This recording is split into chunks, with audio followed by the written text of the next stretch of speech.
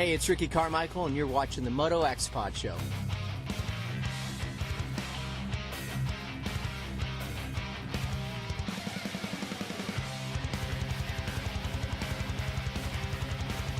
What's up, you guys? Jeremy McGrath here. You are listening to MotoXpod Show.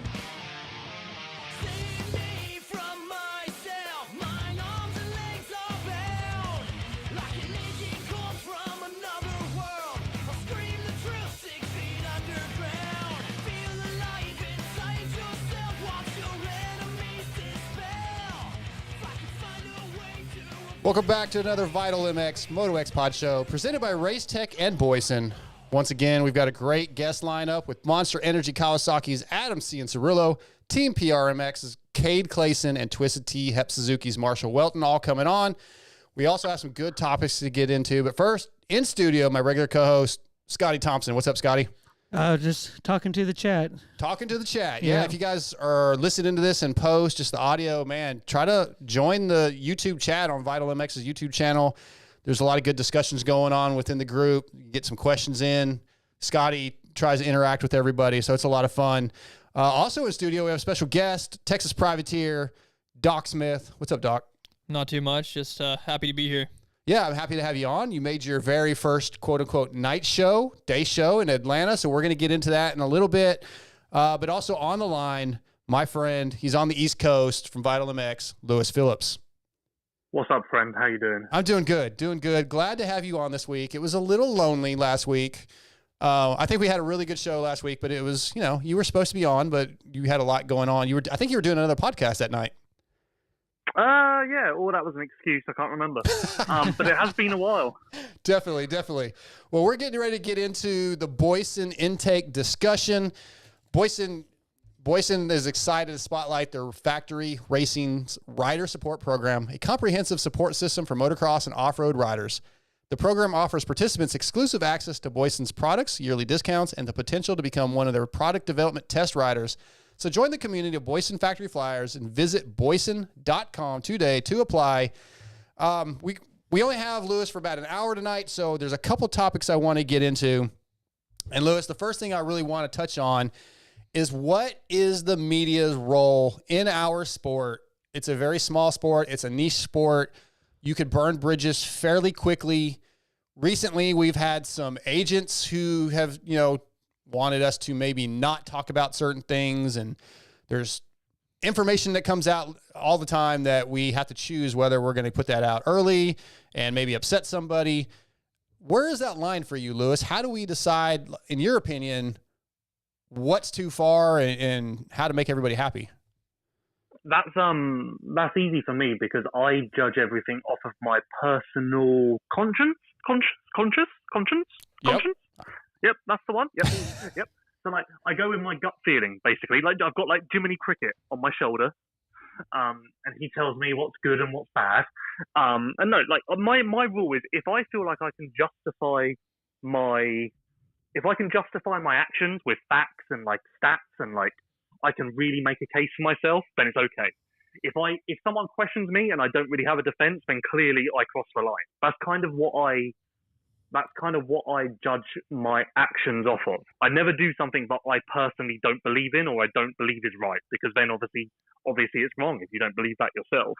And that comes with criticizing riders, making decisions. Like you said there about releasing things early. I've never been that guy because I feel like you said, so much of this industry is built off relationships, and there's been a lot of things that I've been sat on for, well, not currently, but in the past for a while, and then the person or party in question have given me first dibs on releasing it or whatever as a sign of respect and you did the right thing, so here's your reward. So I believe in karma as well in that respect a lot. I think personal. I think you can judge things off of your personal judgment. I'm sure it's the same with you. Yeah, I do. And I'm not one of those guys, I don't have all the connections either that maybe you have or say Michael Lindsay has or Steve Mathis. So I don't even necessarily always get the inside information anyway, but I generally would question, is this something we can talk about? Scotty, in other sports, right? I mean, if ESPN finds out breaking news, whether it's whether a team or whatever wants to release it, they're probably going to put it out anyway. It doesn't really matter. But it's very different in major sports than our sport, I think. I think, again, small community, you could very easily upset team A or team manager A or agent A. Mm-hmm. And 2 years from now, you need to talk to one of their riders and like, yeah, no, you did this to us. We're not talking to you. So it's very different. I don't think you can, for me, I don't feel like you can say, well, it's our job as the media to put that news out as soon as we know it necessarily every time. I think we have to weigh it. See, I mean, you can look at it that way. Also, you can say, like, look at Bill Belichick, for example. Okay. He does not give the most information. He knows going into it what dumb questions are going to be asked, and they know that they're not going to get an answer from him, but they're kind of obligated to ask those questions. He has to be there. He can't say no.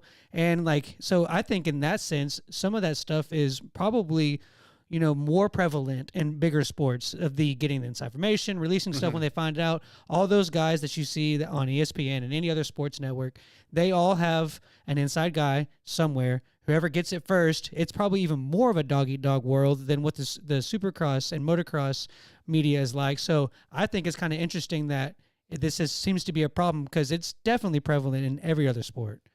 Yeah, Doc, I'm going to ask you a question in a minute, but Lewis, let's say the NFL, I don't know, let's take a reporter and he gets word that so-and-so's hurt, or maybe they get a photo of something going on, they're probably going to release it. But again, in our sport, if we get an early photo of Team Hurricane's new race bike, in 2025, but we release that, Team Hurricane's going to, I don't know if you guys know the reference, Team Hurricane. Are we there? Yeah. Okay, cool. I do not. That's from Winners Take All, the motocross movie. You never saw Winners Take All? Nope. Okay, that's a movie you need to see. But anyway, that's Team Hurricanes from the movie. Doesn't matter. If we release that photo 6 months early, Team Hurricane is going to want nothing to do with us. And they're going to tell us when we come in the pits, no, we're not. And that hurts us in the long run, Lewis, right? So, I mean, that kind of goes to what you were saying a little bit ago. I feel like I frame things in a very methodical way as well. Like, sometimes I won't do an official story on something, but I'll send out a tweet because that's much more informal. That's not as serious as writing an article. I think the second you write an article on something, it becomes quite a serious matter. But I've said this to a few people. I'll sometimes tweet something and say, I have a feeling. And if I tweet something saying I have a feeling, that means I know. But I'm not saying I know, so it's fine. No one gets pissed off because, when I tweeted, I tweeted something like, I feel like Prado's going to come to America next year. That was because I got told he was 99% coming. Ultimately, he's not coming because there was a U-turn and whatever. But I didn't get in trouble or piss anyone off because I didn't say I know. I said I just tweeted I feel like. That could have come from anywhere. So I try and be quite methodical in that way as well, with the way I frame things, the way I word things. Like, sometimes there's been times when I've found stuff out and I've gone up to the person and gone like, look, I have to do something on this. I know 100% of the story. I'm going to put out 50% because that won't burn you. And that I'm withholding this important information. So we're kind of good. Like, I'll meet you halfway. And they're like, okay, cool. I respect, I kind of work with them to see what they would find acceptable. And then we find a middle ground on what will work for everyone and everyone's good. Yeah. I don't think I've ever actually pissed anyone off because I've overstepped the boundaries of journalism. The only time I've ever pissed someone off is if they disagree with my opinion. But opinion is an opinion. That's opinions, everyone has them. Absolutely. So that's a completely different matter. But I don't think I've ever pissed anyone off by overstepping the mark of respect or what's deemed suitable as a journalist, or I've never crossed the line of morals or ethics, I guess. Yeah, I've had a few riders. I just said a minute ago that I don't have a lot of insider information, and I don't have a lot, but I have had riders tell me things, and they say, hey, this is, or I'll ask them off the record, what you plan next year, or off the record, are you going to do this? And they'll answer, and they've trusted me, a few of them, enough to give me answers. And yeah, I try to keep that stuff very, very tight. Doc, you're not obviously in the media. You're a privateer. You're a young guy. But what do you think when if somebody within the industry is kind of trying to control the storyline by saying, oh, we don't want you to talk about this, but it's somewhat of a storyline. It could be a major story or it could be not so major of a story, but it's something to talk about. If a team manager or an agent says to us as media as a whole, we don't want you to talk about that. Yeah, I mean, I don't really know where to go with that, just in the fact of like, of course you want to follow what they're asking because it could lead to a bad like outcome. You might not get to talk to that rider more because you normally have to go with your agents to get to riders half the time. So you might not get to talk to them as much, but is it worth it for the size of what it is? That's kind of how I look at it, because I don't need doors closed in my face. Lewis, I think I told you this, I'm pretty sure at Glendale, like Dustin Pipes said something to me about a question I had asked Ken Roczen in a press day a few weeks earlier. I'd asked him, do you think anything would have went differently this season if you had signed with Firepower Honda? And it was just a general question, just see what he thought. But Dustin took it as me saying, like, you should have signed with Firepower. Things might have been better. And I told Dustin, that's not how I worded the question. And he said, well, that's kind of how it felt to me. And he was bummed on that question, Lewis. And then, that makes me go, well, like, you got to find that line. Like, I'm not trying to upset Dustin Pipes, and I don't want Dustin Pipes to say you're not welcome in the HEP tent, which he did not say that. But you do, you walk that line, and it's kind of touchy in this industry. Yeah, but I think that comes back to what I said at the top. Like, if you can justify the question and you can justify why you asked it, then it's game on. If he questions it and you're like, you know what, yeah, you have a shit. Like, you clearly fucked up. And I know you had a response to that of what you really meant, so you were good. Yeah, I think that rule can be applied to everything. But I put interviews down as like similar to opinions. Like, you can ask whatever you want because ultimately the rider can say no comment. Obviously, if you ask a question that backs a rider into a corner, then that's a bit much. Mm-hmm. But a rider can say no comment, or I don't want to talk about that right now, or you can ask me that in a couple of weeks, or they can even change subject completely and steer the conversation down a different path. Like, interviews, it takes two to tango. True. But yeah, so I look at interviews are kind of completely different as well. That's kind of like, I feel like I look at everything as its own little segment, I guess. Yeah, and there's been questions like when we're not live on this show, maybe press day. I asked Jason Anderson a question that before I started the interview, I said, hey, I'm going to ask you this. If you don't want to answer it, obviously don't answer it. Or would you rather me not even answer it? And Jason Anderson's like, yeah, go for it. Do whatever. And then there's been other people who go, yeah, I'm not going to be able to answer that. And I said, okay, just say you can't answer. So I try to. I've seen you do that. Huh? I've seen you do that. Yeah, I might be too nice. And I've cut stuff out of interviews at the Motocross of the Nations at Redbud a couple years ago. Not this last one, but I interviewed Kathy Tomac. And she said some stuff during that interview. I was like, oh, I'm not going to be able to use this. And I got actually Kawasaki's PR. I can't remember her name at the time. I can't remember what her name was. I'm blanking. But she said, hey, what did she say? She's really bad about saying things she shouldn't. And I said, oh, she did. And I'm not going to use it. So, yeah, I try to be pretty fair with that stuff because, again, I don't want the doors closed in my face. One other thing, Liz, before we move on to the next subject, like, at Glendale, we were told with Jet Lawrence, no interviews on press day. That was not cool. I have an issue with that. Yeah, I mean, yeah. If a rider doesn't want to do anything, then I guess that's their right. But then ultimately, it goes back again. This one goes back to the meet halfway. Like, I don't really want to do interviews, but you can ask me about this. Okay, I'll meet you halfway. Mm-hmm. That. I would respect that more, and I would accept that more than just no, the door's closed and there's no way of opening it. Like, right. Like, yeah, I've had riders in the past go, not on press day obviously, but like after the race, I'm really not in the mood to do interviews. And I've been like, well, what about if I talk about this instead? Like, well, we won't even touch that. And they're like, yeah, okay. And then it's actually turned out to be a really good interview because they're quite relieved to talk about something other than what they don't want to talk about. Absolutely. Yep. It's like a game of Monopoly. This industry, like I feel like you've got to be methodical with every move. You've got a double think. You've got a double think. What's the word? There's a phrase for that. Double check, double think. You've got to double check everything you do. Reassess every decision and you've got to think 2 steps ahead. That's the saying I've been looking for. Yeah, my biggest issue with that moment was that it was press day. That's why he was there, for press. That was my issue. Like, if you don't want to do interviews, yeah, I'm a little disappointed. That kind of sucks, but you don't come to, like, on Saturday, fine, but don't come to press day and not do press. Go ahead, Scotty. Sorry. Yeah, I was just gonna say, like, that on that exact same thing.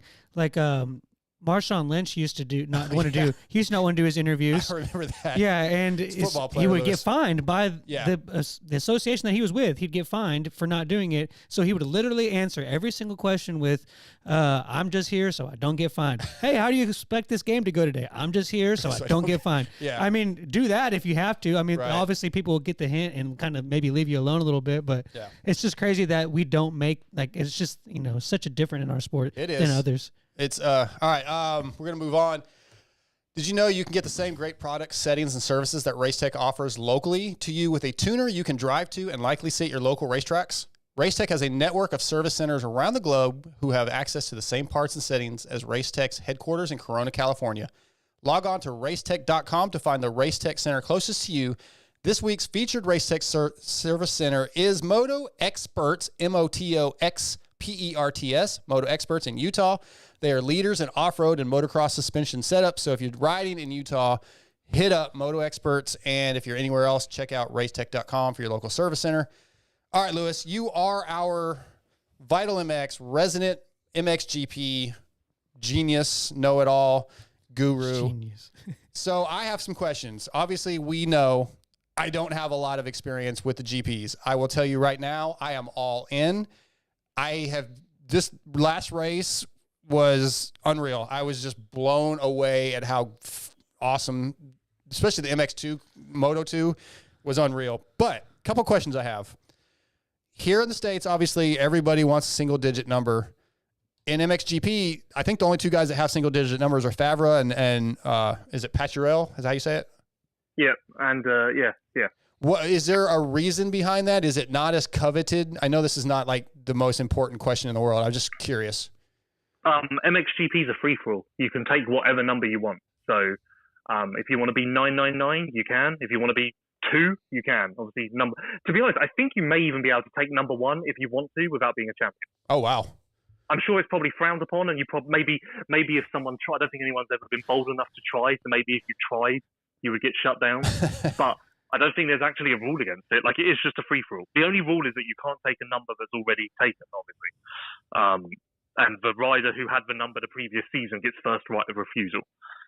Okay. All right. And then my other question is, they mentioned, Paul Malin mentioned the wild card a couple times, and I didn't look into what that means this season. What is the wild card in MXGP this year? A wild card is basically, what's the easiest way of explaining it? A wild card is basically someone who signed up for that race. They didn't sign up for the full season. So they're just at that race as a wild card, to use it in a sentence. Like, oh, who signed up as a wild card this weekend? Oh, look, it's so-and-so, so-and-so, so-and-so. So would that be like Doc here just showing up to one of our outdoor races, and he's just a privateer? He hasn't been in the series. He's a wild card, or is that something different? Yeah. If he signed up to one outdoor and he hadn't done the first 7 for no reason, then yeah, he's a wild card. Obviously, MXGP has officially approved teams as well. Mm-hmm. So all of those riders on officially approved teams aren't wild cards because they've pre-entered for the entire season. Yeah, it's kind of like British Championship riders or Dutch Championship riders who just turn up for 1 or 2 events wherever they are in the world, and they're clearly not involved in the full series.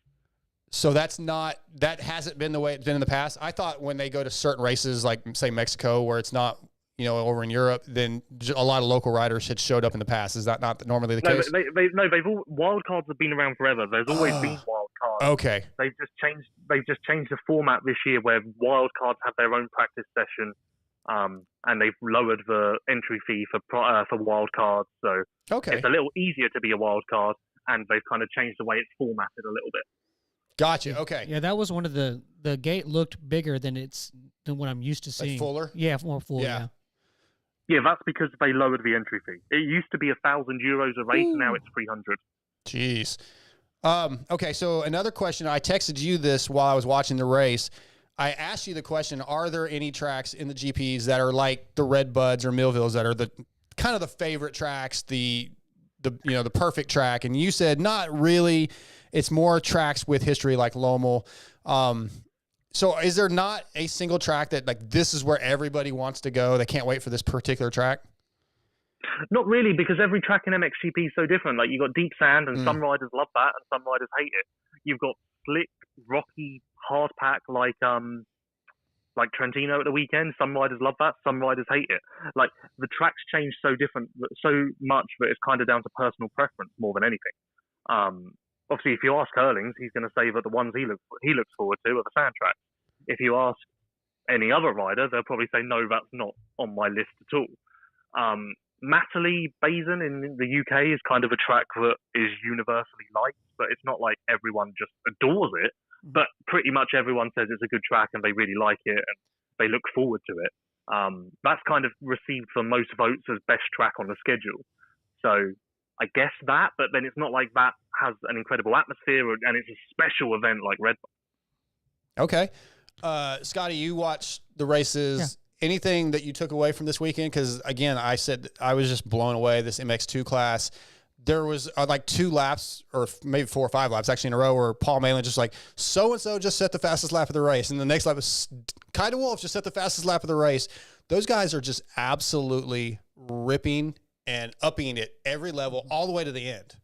Yeah, well, the first thing I want to say is you talked about like how some of the tracks are. I thought that they captured a really good job of showing the view from the top of that mountain. It was it was really cool. And I showed my fiance who knows nothing about motocross, and she was like, wow, that's incredible. So it's good of them to do that, to kind of capture the normal person that's not just totally invested to moto. I thought that was a unique view of it. As far as the racing goes, it blows my mind how like just long they just stay in that competitive battle, like all the way to the end. Just it's crazy. There's how no lull in the GPs, and the tracks are so gnarly because they've been riding them since Saturday, and they're all worked in, but they're rough, and it's just they do stuff that just absolutely blows my mind, and I thought it was interesting to see Hurlings moved up the way he did. Yeah, we're gonna get to that in a second. And I thought it was, I think that, and I guess Lewis could answer this better, but it seems to me like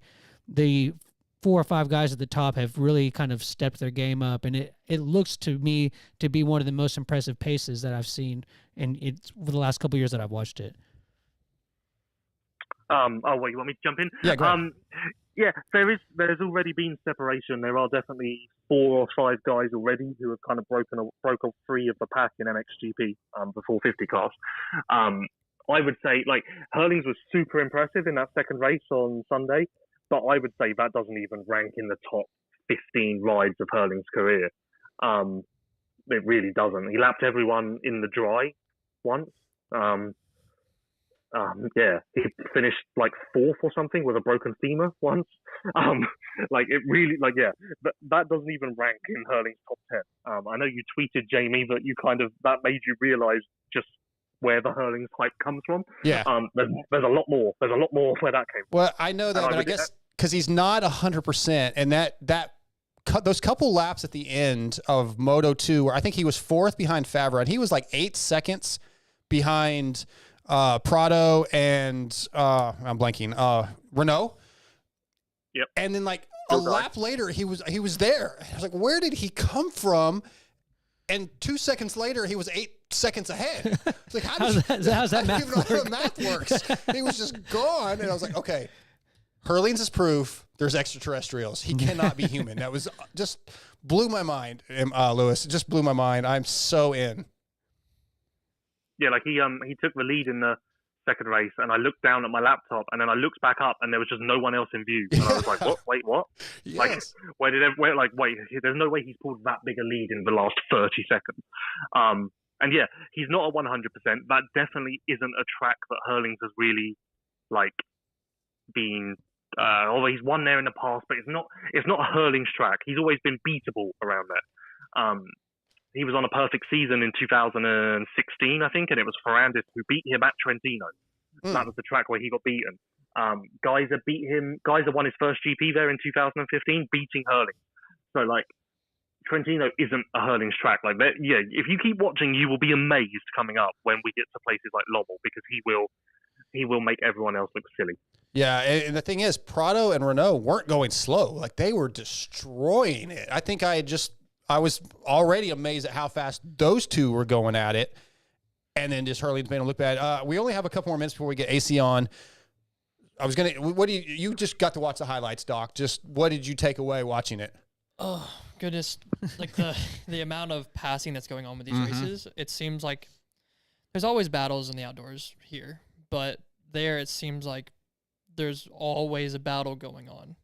And not even just up front, but like it's just consistently always change. Everything's changing consistently, where it seems like other than maybe the top three in the outdoors here, you'll have battles, but they're not always, it's not like it is over there. They're always consistently like trying, being killer instinct the whole time, it seems. Absolutely. Lewis, I think it's 4 winners in 4 rounds in the MXGP class, but Prado, I feel like Prado is going to be very difficult to beat in this championship just as a newbie to this, because he keeps getting those qualifiers. extra 10, he keeps getting the 10 points from qualifiers pretty consistently, and his starts are unreal. Yeah, it's the starts that are going to be the biggest thing. He doesn't really get in trouble because of that. And even if he has a bad race, he starts first and he finishes 6th, which isn't a bad race at all, really, in the grand scheme of things, especially when you look at Hurling's Febvre Sewer going down turn one on Sunday. Things can be a lot worse than that.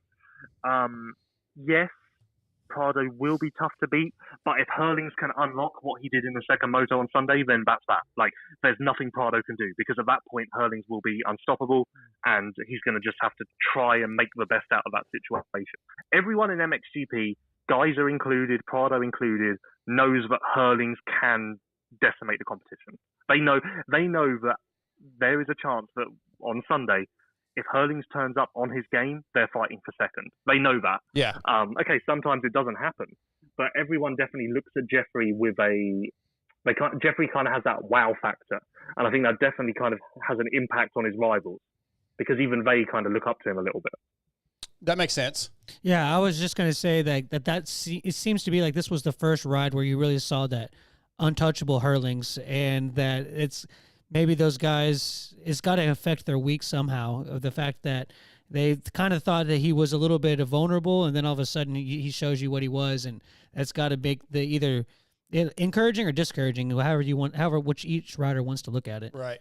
I want to tell you guys about X-Brand real quick, which has quietly grown into one of the premier goggle choices available, using some of the most grueling conditions by the 2022 GNCC XC2 champion Lyndon Snodgrass, the 2022 GNCC ATV Pro champion Bryson Neal, and many more. This past weekend at Camp Coker, Grant Baylor won, running X-Brand, and Craig Long finished second. Xbrand.com, go to your local dealership, ask for X-Brand, distributed through WPS. The last little topic I wanted to touch on before we get AC on with the GPs, Lewis, is Liam Everts. He seems to be getting better, right? I think he's a rider that you have been pushing for, if I'm not mistaken, or have high opinions of, and it seems like he is getting better and better every round. Yeah, he's always been good. There's always been people who have wondered whether he would be in this position without his name, and his name obviously has positives and negatives, of course. He never lit the world on fire as an EMX rider. It wasn't like he was dominant in those series. It was definitely a little bit of a surprise that he got this factory ride, especially with Stefan's history with KTM, because that relationship didn't end great in the early 2010s or whenever it was. So there were definitely eyebrows raised at that. I don't think I expected him to be on the podium this soon. If you put a lie detector test on the team, I don't know if they would have expected him to be on the podium this soon. So he's definitely exceeded expectations so far. And he's on a 1-year deal, which even that I find strange. But KTM would sign Liam to the factory team for the first time, but only give him a 1-year deal. Like Adamo, in contrast, is on a multi-year deal. I think that was kind of strategic because there are some other guys coming up. But based on what he's done so far, I imagine that will be extended because this is working out quite nicely for all involved. And I think that Liam is becoming his own rider, which has obviously been very difficult because he's got his dad and his granddad by his side at every single GP. Yeah, it's been a lot of fun to watch. But I want to get into our first guest. Roczen, when it comes to triple clamp, suspension, and chassis parts, there's no comparison. Roczen MX makes the best parts you can buy. Roczen's advanced engineered background and techniques allow them to develop products that are unlike the rest, lighter and stronger with optimized stiffness to enhance your riding comfort and precision. Roczen products are designed, engineered, and made in the USA, so check them out online at RoczenMX.com, and all orders of $100 more ship free within the continental US. Use promo code MotoXpod to save at Roczen. Tonight, Roczen brings us from Monster Energy Kawasaki, our boy Adam Cianciarulo. What's up, AC?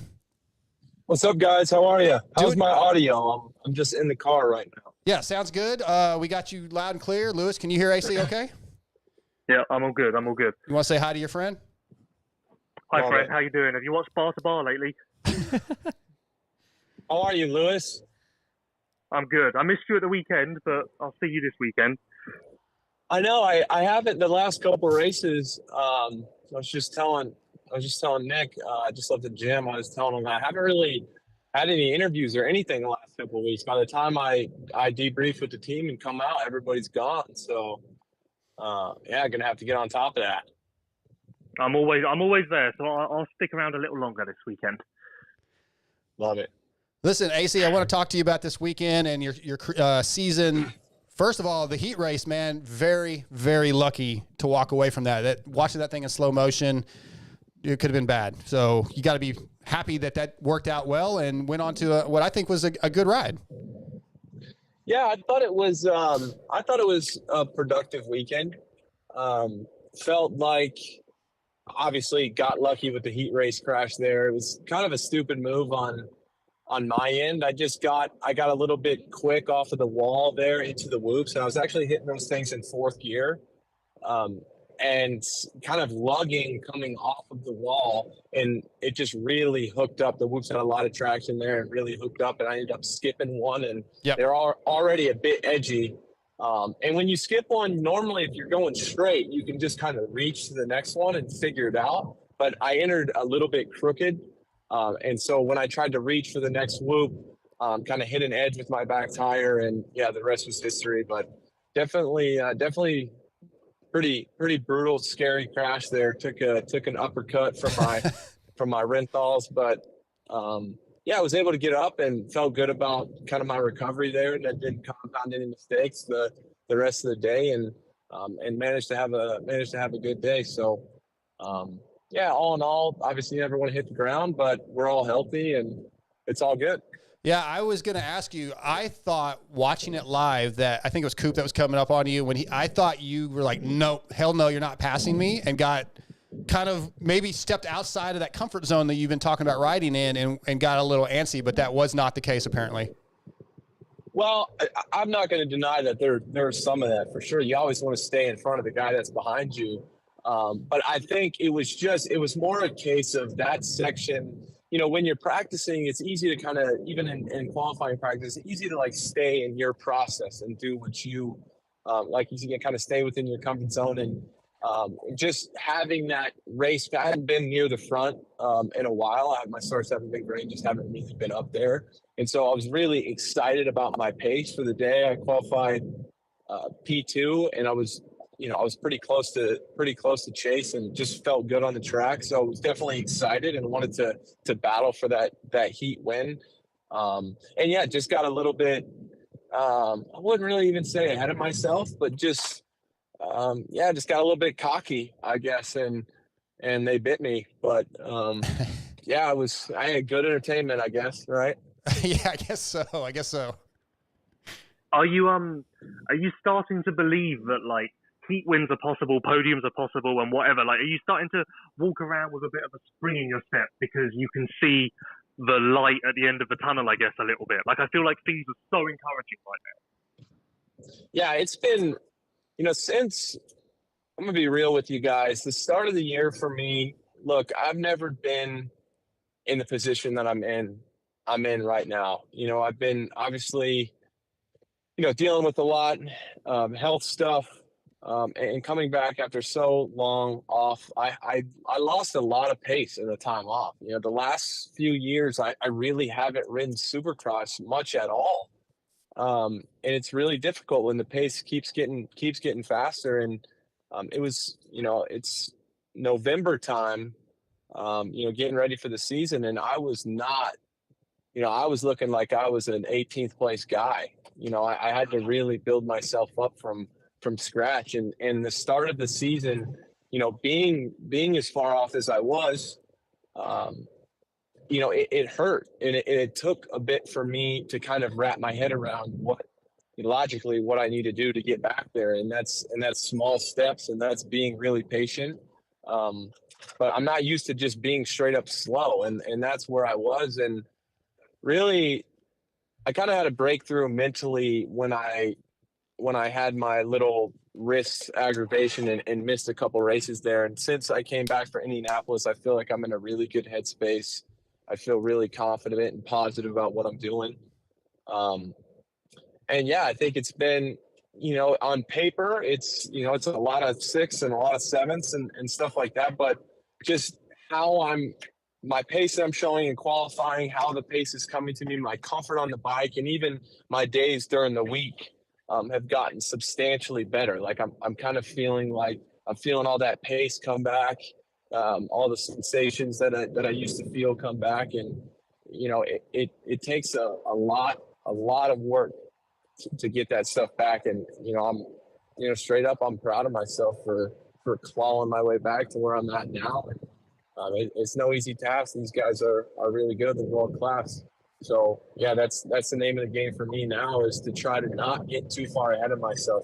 Like you said, you do start setting these little goals for yourself. You're like, I can win this heat race, or, I get top, or maybe get a podium and stuff like that. And you can kind of start skipping steps. You start focusing on the result more than you focused on the process of what you're doing, and that's where you can get yourself in trouble. So for me, I always have to stay grounded and stay intentional, and that's kind of my mantra.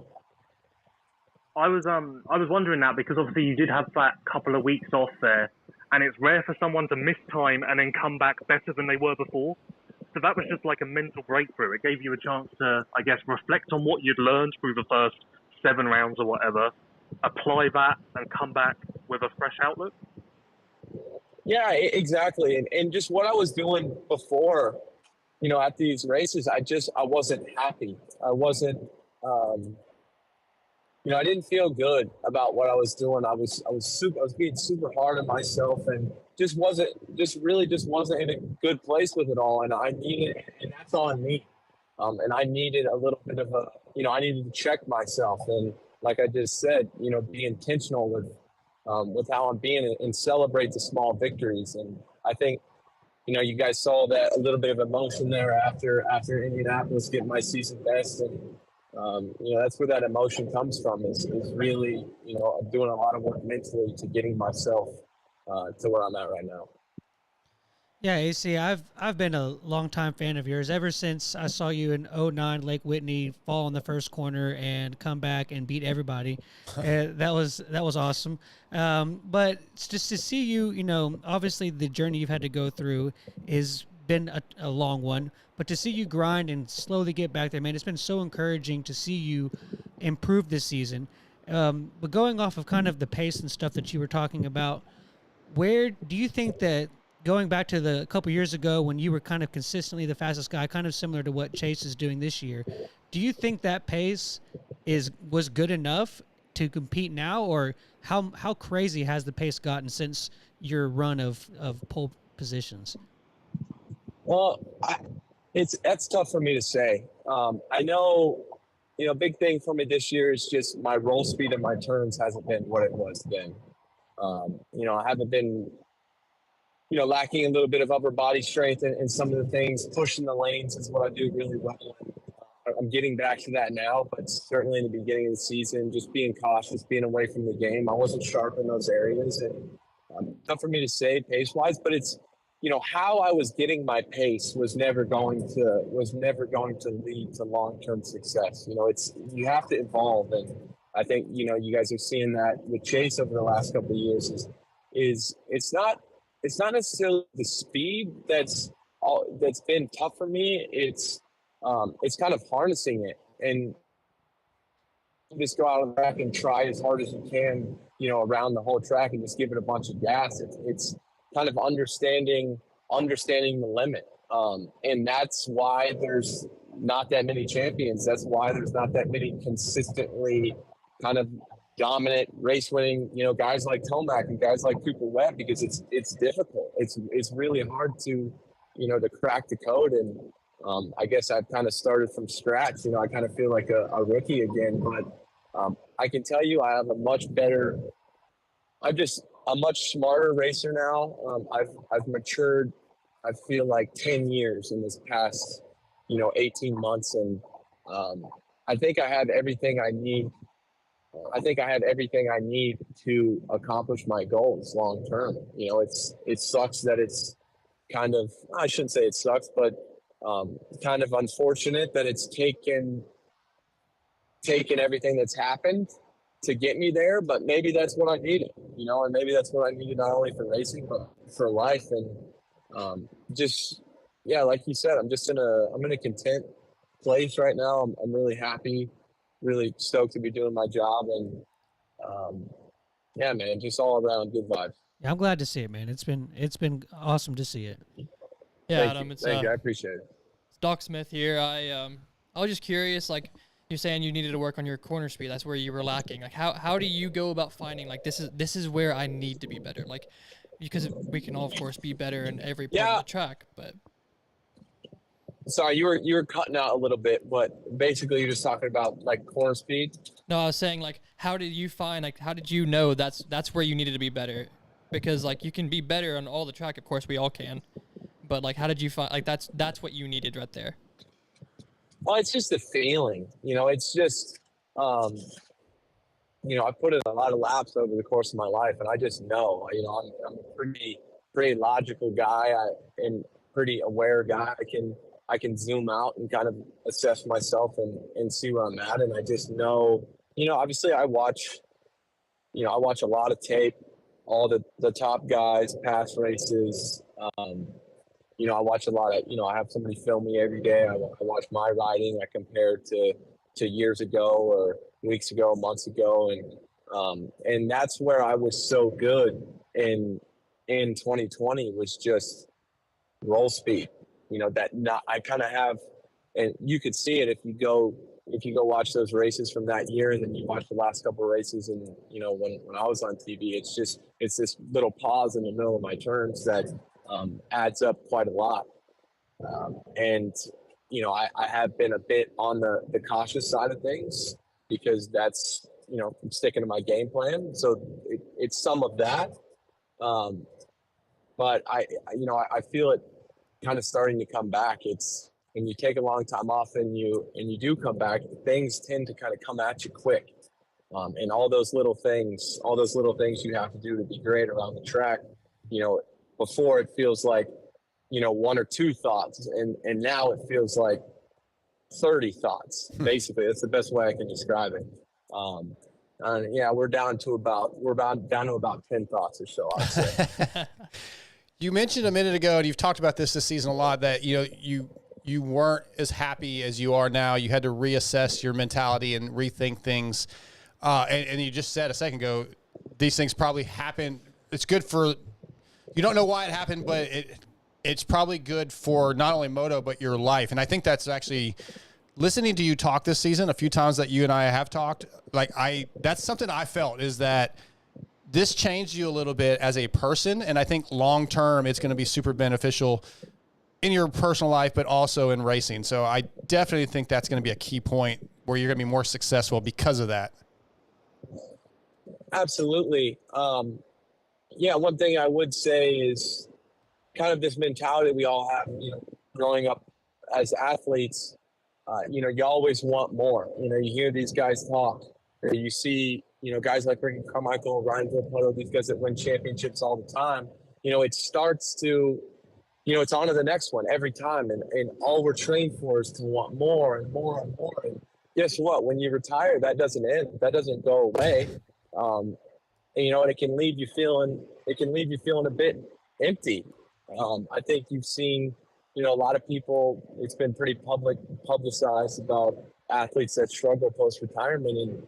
And it's because really you're not tending to all these areas of your life, and you're kind of honed in on one or two areas to make you the best athlete you can. But, it doesn't, I guess you're not very well-rounded, and you don't really know how to be content with what you have, because you just need to be ambitious. You just need to want more. You need to have that to work hard and do everything you can. But it doesn't really translate to the rest of your life if you don't have the tools emotionally to figure it out. And, I can say that if this past few years didn't happen and I kept on going and, I ended up winning championships and accomplishing every goal I've ever had, I got to the end of the road, this is all things that I would have to go through, when I'm 35 or 40. And, who knows how long it would take me to learn. But the fact that these struggles forced me to find a place mentally where I do really just see a lot of value in myself as a human. And, it's really difficult to describe, but it's just a lot of things that growing up, an environment where I was learning all this stuff. So yeah, it's been really a rewarding experience. AC, you just also mentioned a minute ago in one of your answers, and you told Lewis this, I think in one of his press day videos, about how fast everything happens, that you've been noticing the difference since, coming back from the injuries, et cetera. And we used to talk about it all the time, like it seemed like James Stewart, everything must have been much slower for him. That's why he could do things as well as he did. Have you noticed that speed slowing down as things are happening over the last few weeks? Has it been a significant change or gradual? Yeah, it's been pretty gradual. I would say, and sometimes it's the track, how comfortable you feel on the tractor. If a track suits you a little bit more in your riding style. But there's nothing like, you just can't emulate it in practice. And even this offseason, to be honest with you guys, I didn't do a lot of laps. Like I was really under the gun. And so, it was difficult at first to kind of get all those sensations and those feelings back. But yeah, I would say it's been gradual, and it's been a lot, I'd say, if I had to put a number on it, 5 to 10%, slower the last few weeks. And, it seems to be getting better really every week. And I think a lot of it is just, like I said, that mental switch that I flipped, just to be a bit more positive, be a bit more encouraging, to myself. I've asked you this a few times this year, but I like tracking it. If you had to put a percentage on where you're at the moment, compared to your peak, obviously being 100%, where would you put it riding wise, but then also separately to like judge your mental state? Yeah, my mental state. I mean, I can't. It's impossible for me. We could sit here and talk for 3 hours about this last couple of years. I think if you had a camera on me this last couple of years, I don't think you'd believe it. Some of the stuff that I've gone through, and kind of stuff that's even off the record, and I can't even describe how much I have grown. It's kind of a burnout phase these days, but how much I've grown mentally, it's astronomical. I felt like, I feel like a completely different person, just way more, just better, man. Like just better, enjoying life more. And physically, I think with all this stuff that I've done the past few years, I really feel like I have, if I can get the pace back, if I can get the strength back, and continue building like I am now, continue on this track that I am now, I really feel that I can be better than I've ever been before because of how much stronger I am mentally than I was.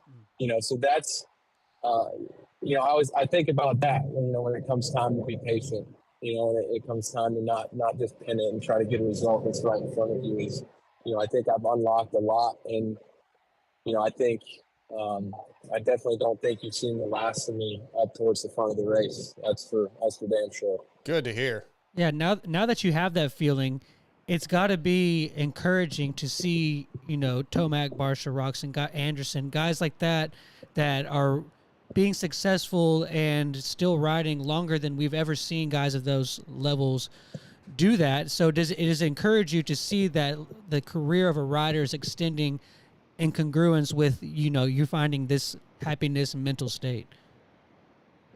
Yeah, I mean, I think, part of the reason kind of we get a rap for retiring early is you get the guys kind of at the top of the sport, the guys like Ricky and Liza Porto and Dungy and these guys that are, always have the pressure of a championship, and they're always on these crazy programs where they just get burnt out and they stop liking it. And when you lose the love, the risk becomes way more apparent. When you truly love something, you tend to, you just tend to see the positive in everything. And when you lose the love, the risk is, right there at the forefront. But for me, I always feel like I've always felt like I can race a long time, specifically because I do. It's probably a bit overstated by me, but I really do love this sport so much, and more so than even just riding and racing. Like I love my coworkers. I love going to work. I love being at the track. I love the whole, I love the industry and the vibe around the races. So the mental burnout factor for me, I think that's more than anything. I think that's what gets people to retire more than physically. And I always feel like the love that I have will carry me through, even in my mid-30s maybe. Definitely. I got one more question for you. Outdoors, not too far around the corner. I think you even posted about it recently, like you've been riding some outdoors. Got to be looking forward to a little bit of change and just resetting. Yeah, outdoors obviously had some success there. My rookie year in 2021 had some good rides, and I think I'm still getting a lot better even weekly at Supercross, and that's my focus. I think we're going to start riding like one day a week outdoors sometime in the next couple of weeks to get ready for that. But yeah, I think it's the same. I think it's the same thing, I talked about before with what I'm doing now. It's about being intentional and staying within myself and just continuing to build. I think it's no secret for me. This year is all about that. All about, Ricky and Daniel say it every week on the broadcast, all about getting the laps in, and that's what it's about. But, I definitely feel like, I have a lot of confidence in myself outdoors, and should be exciting. Get up near the front, have some good battles. Get roosted by Eli Tomac, the legend, maybe one last time. Yeah. So, I'm excited. Awesome. Adam, thank you for taking some time for us tonight. I know you're driving, and I assume you're headed up to New Jersey maybe, but good luck this weekend. And, again, thanks for your time, man. Yeah, thank you guys for having me. Appreciate it. Okay, Adam. Take care. See ya. All right. Thanks. Bye. That's Adam Cianciarulo. Appreciate his time. Apologize for the audio. He was driving. Lewis, we got a little loud there at the end. I don't think he's driving to East Rutherford. Oh. He just came back from And I the don't gym think is that's what the he said. highlight of the interview either. Do what? I don't think that's the focal point of the interview. No. It just really struck me. Like I believe he could afford a flight. I believe. Oh, hell, I don't know where he was driving. Then whatever. I was just making. I don't even know. He's in just driving up. You got to be there probably tomorrow. He's in a 1989 Winnebago, just on the way to New Jersey. Regardless, shut up. All right, Lewis, I know you need to go. I want to get your 60 picks for New Jersey, for East Rutherford before we let you go. So, yeah, who are your picks? And I want to get your showdown winner for the 250s also. What I would like to see is another Sexton, Barsha, Roczen podium, because if that happens, then we've got a freeway title fight. Okay. And all I want is a freeway title fight. I don't care who wins. I just want a freeway title fight because it looks like we were going to get that for so long. So now I demand it. Okay. The series cannot shortchange me. So is that your pick? What I think will happen is Sexton, Webb, Tomac, which will still tighten it up a little bit. Mm-hmm. Like Webb will only be 4 down then. Sexton will be 12 down. So that's still actually that would actually work out quite well if it does end like that. Yeah, so I'll go with that. And showdown winner, I will go with Jed. Okay. All right. Lewis, thanks for jumping on with us. Appreciate your time. The MXGP podcast is up on Vital's podcast page and everywhere else. Check that out. Those things are always really good. So thanks for your time, man. Thanks for having me. Been a good time, friend. Yep. Talk to you soon. Lewis. See ya. See ya. Lewis Phillips and Adam Cianciarulo, again, brought to you by Luxon MX tonight. So lots of fun. We're going to get to Cade Clason here shortly. Doc, I don't know. I guess we got enough time. Let's get into, you've been 3 years now, pro, or two? 2 years pro. Yeah. Made your first night show. I keep doing quotes because it was a day show, but night program at Atlanta. Yeah. What was different? What did you feel differently? What have been first of all, what have been the struggles for you these last couple of years? Well, last year I made one, but it was off of the fact that there was like less than 40 riders. Okay, so I forgot that. I don't count that really. Yeah. But yeah. So this year I got hurt at Houston. I messed my shoulder up, and it's been really messing with me coming through that. Then of course I'm not getting to ride as much during the week, trying to let my shoulder like rest as much as possible coming into the weekends. And then I struggled a little bit mentally just finding the right lines in the span of qualifying. So trying to find the right lines and having my shoulder messing up a little bit, I struggled with it. But coming in this round, I felt good. I felt like coming in, I was like, my shoulder wasn't messing with me. I rode the whole week before. Wasn't messing with me, and I felt more like myself. And then I got to the race, and didn't ride to my full potential by any means, but I rode more like myself. And well, it showed because I made the night show, because I came into the season believing that I should be making every single one. And then first qualifying round at Houston, I got hurt. Yeah. So I also know, like, for outdoors, you struggle with just going out and putting in a heater right away. Probably same thing in Supercross, to go out and just put, like, you build into trying to get comfortable and get faster. So is that also a struggle in Supercross, going and trying to get a clean track and just, you got to put fast lap after fast lap to get a best time? Is that something that you struggle with?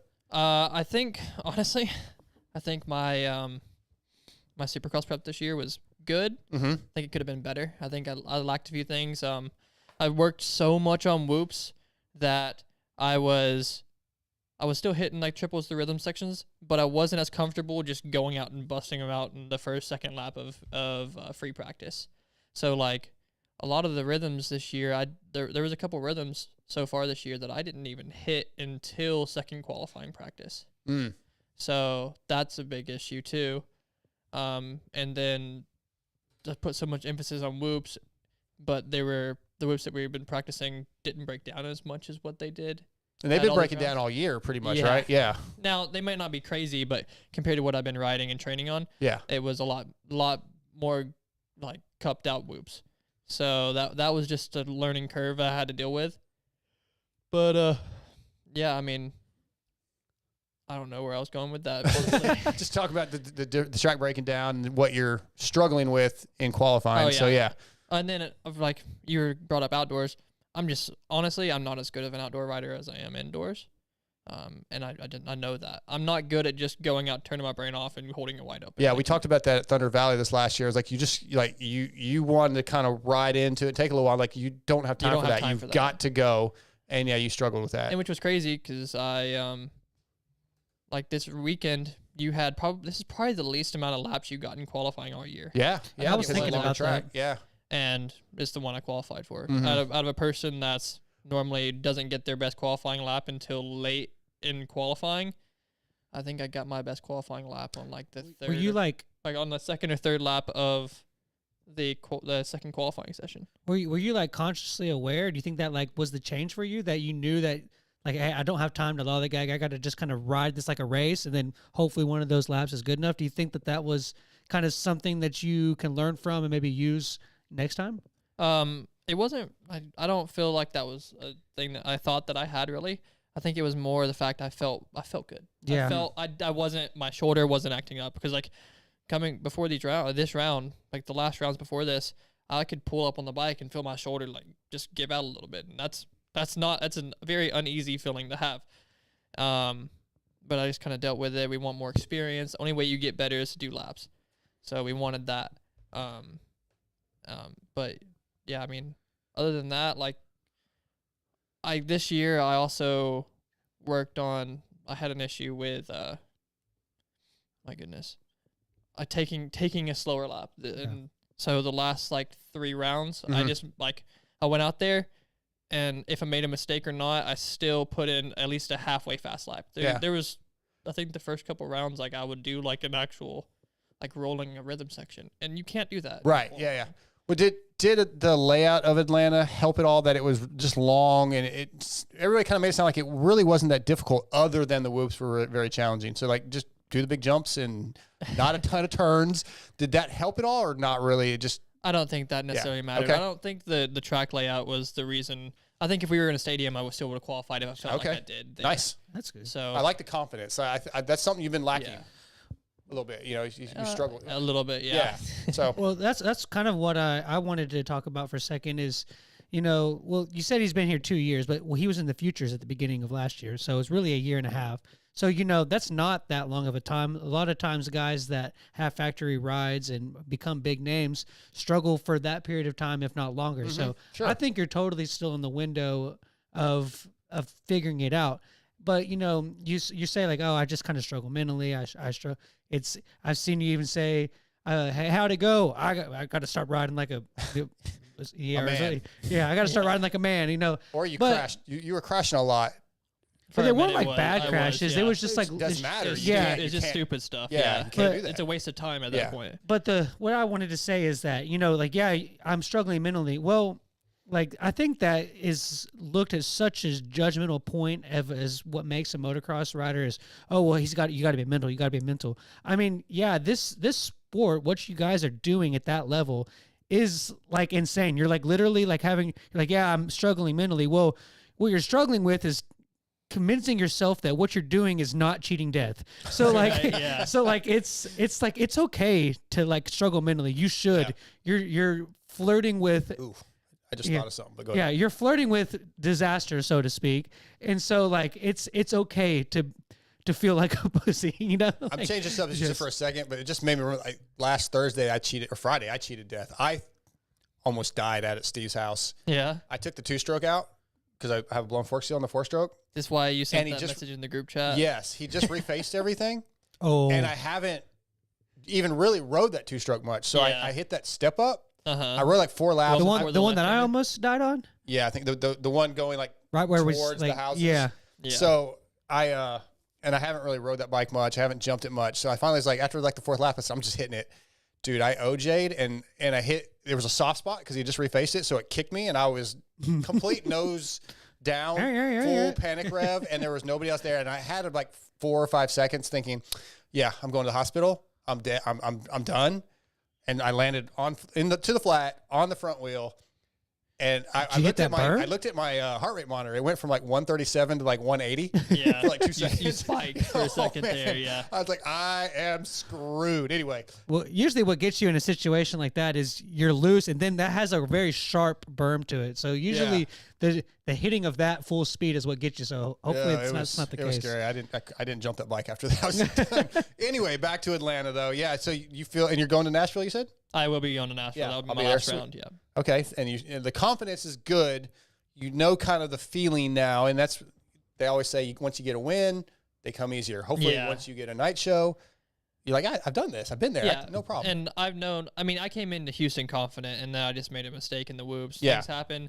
It's part of racing. You get hurt. It's just part of it. But I kind of, I messed my shoulder up, and then I just lost that confidence. Sure. But I've known, even after that, even if I didn't have like the confidence behind me, like I can be qualifying like 28th or like just something higher than what I have qualified now. I still knew I could qualify, but then I get really bad in my head of if I make one mistake, it just compounds. leads to another and another. But it's like it won't compound the next corner; it will compound the corner after that. Okay. So it's like it lingers. It's not like a oh my goodness, then I ride stupid, and then I make a mistake right then. It's like it just like messes with me a little bit. Okay. FXR is designed by racers for racers. With industry-leading fit, finish, and performance, progression is the name of the game with every new piece created. At FXR, we push our brand to the next level to provide you with the best product possible. Visit fxrracing.com to see the numerous gear lines and colorways, as well as snow lines and lifestyle casual wear. Cade Clason coming up in just a couple minutes. Justin Barcia in the press conference confirmed that he has re-signed with the Red Bull factory gas team. It's kind of a little bit of a surprise, not completely, because I think going into the season, I don't think that was locked. And then I interviewed Max Lee, team manager, son of Troy, who was kind of hinting at, like, he felt Justin was the backbone of the team, that he was really good to have around. He was helping influence and coach some of the other riders. And then he confirmed, like I said in the press conference, that he did re-sign. Are you surprised? What do you think about the fact that he's going to be back for a couple of years? That's good. He's had a good season, I feel like. Yeah, I think the surprising part of that is more of the fact that he's committing to 2 more years at this point in his career. Because, I mean, he's been there longer than pretty much anybody else that's in the position that he's at. Sure. Yeah, and so, I think that obviously he's very well selling gas bikes. So that was very poorly said. But I know. I was to trying to say say it 3 different ways, and it all came into like one. But it's all good. I think that he's obviously selling bikes, and that it's an investment for Gas to continue building their brand. He's been a good guy to build it around. So I'm not surprised that decision made. More surprised that he is extending his career. No, I totally see why he's extending it there. They let him live his life how he wants to live it with his YouTube stuff he's doing and acting all crazy, which is awesome to see. I love seeing personality in our sport. Right. And then, I mean, he's riding well. He's been very good. I really think he'll get a win. I feel like he's going to get a win these next 4 races. I'd love to see it. Yeah. Now, do I think it's going to happen? No, but okay. I think that you're wrong. I think him and Roczen have the same chance of winning a race this year. So, from these last 4 rounds, but I mean, he's riding the bike good. From everything I've heard, they're still trying to learn these bikes with this new. I mean, it's last year's KTM basically, and they're still figuring out. I think his new personality that he's kind of readjusting how he wants to act, and we saw that post race with the hugging the guys and high-fiving. Like, I think if he could actually maintain that, that'd be really good for him also long term. If we could kind of get away from the bam thing and just race as he's done that these last few rounds, Scotty, he's been doing really well. Maybe he's like, he had to go into it mentally and be like, listen, if I start hugging him, maybe I won't take him out. I mean, I think that, the way he's rode over the years it's kind of what makes him fun to watch, and it's different than everybody else. Like, I saw him, and I only got to go to 1 race here in Arlington, and watching him, like, just from, like, he always kind of gets out in front before everybody else, and, like, he rides like it's the last lap of the man, and just seeing that, him be able to do that for so long has been really cool. So absolutely. Good to see. Our next guest of the night's on the line. He's going to be brought to you tonight by WUSA. W is your source of all things wheels. If you're looking for a complete set of wheels for your bike, we have something for every budget. If you want to use the same wheels used by Eli Tomac, Cooper Webb, Malcolm Smith, Christian Craig, Chad Reed, and Jeremy McGrath, just to name a few, we have what you need. We have the exclusive W Edge wheel set starting at $799. As the exclusive importer of Hahn, Kite, and Talon hubs, as well as Excel and DID rims, we can build your dream wheels. Give us a call or check us out at WUSA.com or follow us on Instagram to see some of the latest and coolest builds we have. Make sure you mention MotoXpod Show to get a discount. Tonight, WUSA brings us from Team PRMX, my friend, Cade Clason. What's up, Cade? What's going on, buddy? Hey, man. So how do you feel about Justin Barcia re-signing and his new, quote-unquote, attitude? I mean, to be honest, his attitude oh, no. That's not good. Sorry, I had an alarm set. Called me early. Wake up, Cade. Wake up. Well, I didn't want to. Yeah, okay. It's all good. I wanted to make sure. Sometimes my phone doesn't ring, so I make sure I had an alarm set. It's all good. No, I think it's cool. I think his attitude is really good. Like he's always been really cool with me. Like we talk actually quite a bit. Him and I do. Good for him. It's pretty sick, and it's good to see him riding so well right now. Well, Cade, your season, not exactly what you want, probably 9 of 13 mains, a big crash with, I don't know how the hell, I got to get into that in a second, but apart from the crash and the injury that you recently had, how do you honestly feel about your season? You're back at Team PRMX.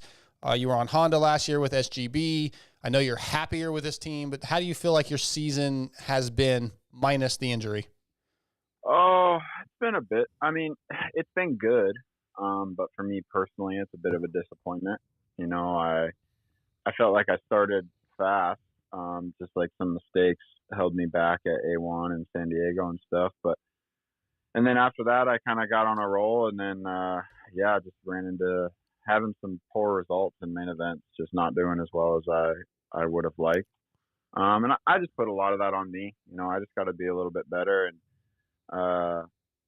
just keep grinding. You know what I mean? Just little mistakes. I'm trying really hard, and sometimes I think I overthink it. But you know, it is what it is. It's growing pains, right? I'm trying to get faster.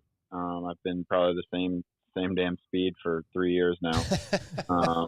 You know, I'm trying to get faster and take that next step, and I guess, you know, crashing comes with that sometimes. Yeah, you did make a step up a couple years ago. You spent some time at Club. I think you were at Club for a while, and you took a step up. You're basically saying you kind of have plateaued still, huh? I mean, I thought so. Like, I mean, I'm not putting it on any one thing, but I want to make that jump. You know, I want to battle with Dean and, you know, Chiz and those guys, and I haven't quite figured it out. I feel like some days I have the speed. You know, like Detroit, it all just worked out. I had good speed all day. I battled with Benny. You know, that it worked out. A1, I qualified 16th. I qualified 16th at A1, and I have barely qualified that good the rest of the year. Mm-hmm. So I'm just you know, trying to put the pieces together. So do you feel like there's one particular thing that you need to improve on, or is it a little bit of everything? I need to be a little more consistent in the whoops. I feel like I'm really hot and cold with that sometimes. Some days I just smash them, and other days it's like it goes right over my head. Today was one of the days where I just smashed them. You know, I came out, did my warm up, and I came back, and Devin goes, "Man, I heard you went through the whoops one time like JS7." I was like, "Yeah, I did. I know exactly which run you're talking about too." But you know, like I said, sometimes it's just like, who the heck is that guy? Yeah. Who gave him a cycle? Okay. But my roll speed could use some work too. I really like tracks where like I can cut down, like kind of like how Coop does. Like he cuts real tight in the bottom of the berms, and then like, you know, go 2 and then 3, rather than roll the top of the berm and then triple through the rhythms. I really enjoy those tight cut down lines. I was doing one in Detroit that was just super fast that it took everyone basically all day to catch on to. Nice. Hey, Cade, with the guys that you were kind of talking about that you're trying, you know, the Bennies and the Deans and stuff, of that group of, you know, 12 to the guys that are just outside of making the main, who this season has kind of been like the most underestimated, where maybe you didn't expect to see them in the position that they are? Who's kind of, I guess, surprised you the most this year? Oh, it's got to be Cartwright. I mean, you know, he's obviously taken a huge jump. I mean, heck, did he even make any mains last year? Not many. I don't remember, but yeah, I don't think I made. So I mean, he's riding phenomenal. I think he's got a good group of dudes that he's able to train with now down there with, you know, Henry and Short and Grant and those guys. So good on him, man. He's you know, he's been fun to battle with. He's, you know, we've been buddies for a long time, so it's cool to see him find some success. When we were actually, the last year we were teammates at PRMX, the year I had my like first good year, I went down to MTF where he was training, and when I got there, he was going so ungodly fast. Like the same speed as Marty at MTF. Like it was Like I was like, I don't know who this guy is. Like he was wide kneed.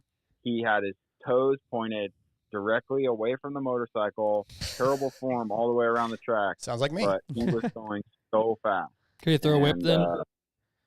Yeah, maybe a little whip, the Josh whip. But then he ended up getting hurt like a couple weeks later. Yeah. And then he just wasn't the same after that. That was Doc Smith. He's a privateer. His dad is one of my co-hosts. He just made his first, quote unquote, night show at Atlanta, but he's trained with those guys and rode with those guys. Give him a little bit. He's also overthinks things sometimes and struggles with trying to put it all together. Maybe give Doc a little piece of advice. I mean, I guess I don't know what you struggling with figuring the track out when you get there. A little bit of that. A little bit of everything, honestly. What's your famous quote, Doc? What's up? I got to stop riding like a pussy. Oh yeah, yeah. Twist the throttle, damn it, dude. Honestly, like it's funny.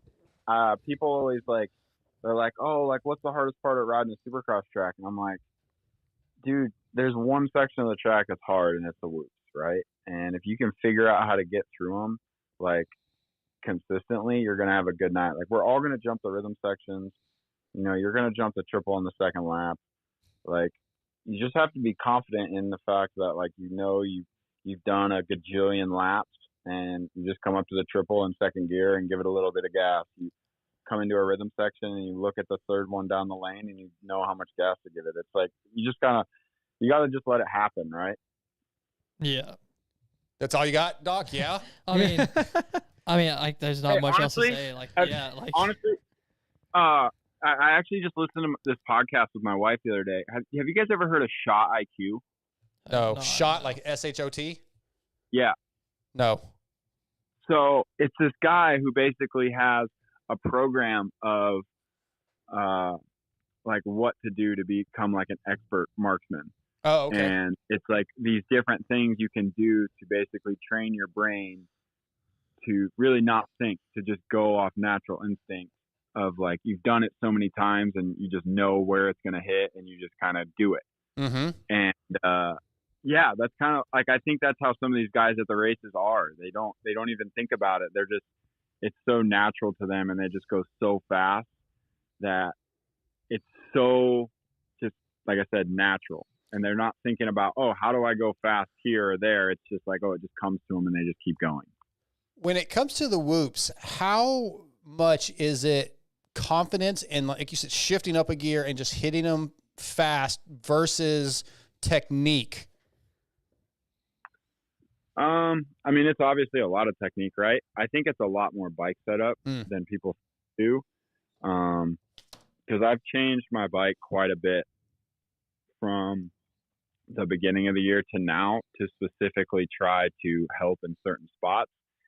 And at first I thought my bike got worse in the whoops because preseason I was absolutely crushing them. But on our tracks, our whoops are a lot closer together. So then I was getting to the races and they were further apart and I was struggling. So we ended up having to make a bunch of changes and I actually made steps in the right direction. So technique, obviously huge. Bike setup, super important. Confidence also. Dude, don't get me started right now. These things just stress me out every week. But yeah, I mean, all three of them are just, they're all super important and you got to be good at all three or have a good bike setup and then be good at the other two. Yeah. Let's talk about this crash. What did you do where you broke the ribs and collapsed lung? And second, after that, how the hell did you come back to ride that fast? Because I've had those injuries. Just the Bradshaw bike crash that's what I did. Collapsed lung. There's no way I'm racing like a couple weeks later. Impossible for me. Yeah. To be honest with you, I mean, the crash is what it is, right? I had a part break and I crashed whoops. I skimmed 2 whoops on the front wheel and I thought I was going to save it. And then on the third whoop, it just kind of like nose pick knifed and flicked me over the side and over the front. I landed kind of like on my face, like doing a front flip, and the chin of my helmet went into my collarbone. And actually, everyone thought my collarbone was broken because as soon as like I took my helmet off, like my whole collarbone was black. Wow. From my helmet. I actually broke my helmet on my collarbone. Wow. Yikes. And then, I did like a flip onto the last whoop and landed like straight on my back and then on my lower back as well. And that's honestly been the biggest thing. Like, I spent 4 days in the hospital with a chest tube to get my lung back opened up. My rib really never even bothered me that much. Lucky. The chest tube bothered me a lot. Really? Like it was ran like 8 inches. So it went in like right under my armpit. Yeah. And then it basically went 8 inches all the way into my chest. And it was making my shoulder hurt so bad. I was super uncomfortable the whole time if I wasn't on pain meds, just in like my shoulder area. And then once they took that thing out, it was like, I was good to go. Wow. But then I got out of the hospital. I don't really take pain meds. It's not really my thing. Mm-hmm. And my lower back has been the biggest issue. It's just been so tight. My trainer says I messed up my SI joint, the other little joint that's like in your pelvis other than your hip. And it's just been kind of a nightmare. Like I can't really ride for that long a period of time right now. Yeah, bummer. But like today I just went and did 2s and 3s at the practice track, and that was the only day I got to ride this week. Well, I gotta say it's impressive. Go ahead. No, just trying to take it easy and get my back to normal. It's that's honestly, like, my rib doesn't hurt. Like, and I'm sure you guys saw like Miranda's video of him running into me. Just about to bring that and up. then I got hit by John Short as well. So like two clean outs, like just blown off my motorcycle, and I was fine. Like it wasn't, my ribs didn't even hurt. So I to be honest, to answer your question, Darkside, I don't know, man. I was as surprised as you are. I was stressed out about it. I was calling my friends that have broken ribs and asking what to do, this and that. And it was, I guess I got pretty lucky. I mean, I that's all I can say, really. Yeah, for me, it was the opposite. The ribs hurt for like a month, and I've had 2 chest tubes and never had an issue with the chest tube. So that's, you got pretty lucky, it sounds like, because the ribs took a long time for me to feel like I could do much. So, yeah. Dude, how about when they put the chest tube in and he like, you're obviously wide awake and they just numb your skin and then they shove their finger like between your ribs, like a loud pop. Yep. That is the craziest thing I think I've ever experienced. So the first time I got one, I was actually unconscious. I passed out in the ambulance and I woke up with it in. The second one, I didn't even know I had a lung issue. I thought I had I thought I had an elbow issue. I could not bend my elbow. It was in so much pain. So I went to the hospital. I was like, I think I broke my elbow. And they did x-rays and they came in and they said, no, you have a broken scapula and clavicle. And I was like, there's no fucking way. I can move my arm up and down. It's my elbow. And they said, nope, you got a broken collarbone and a pneumothorax.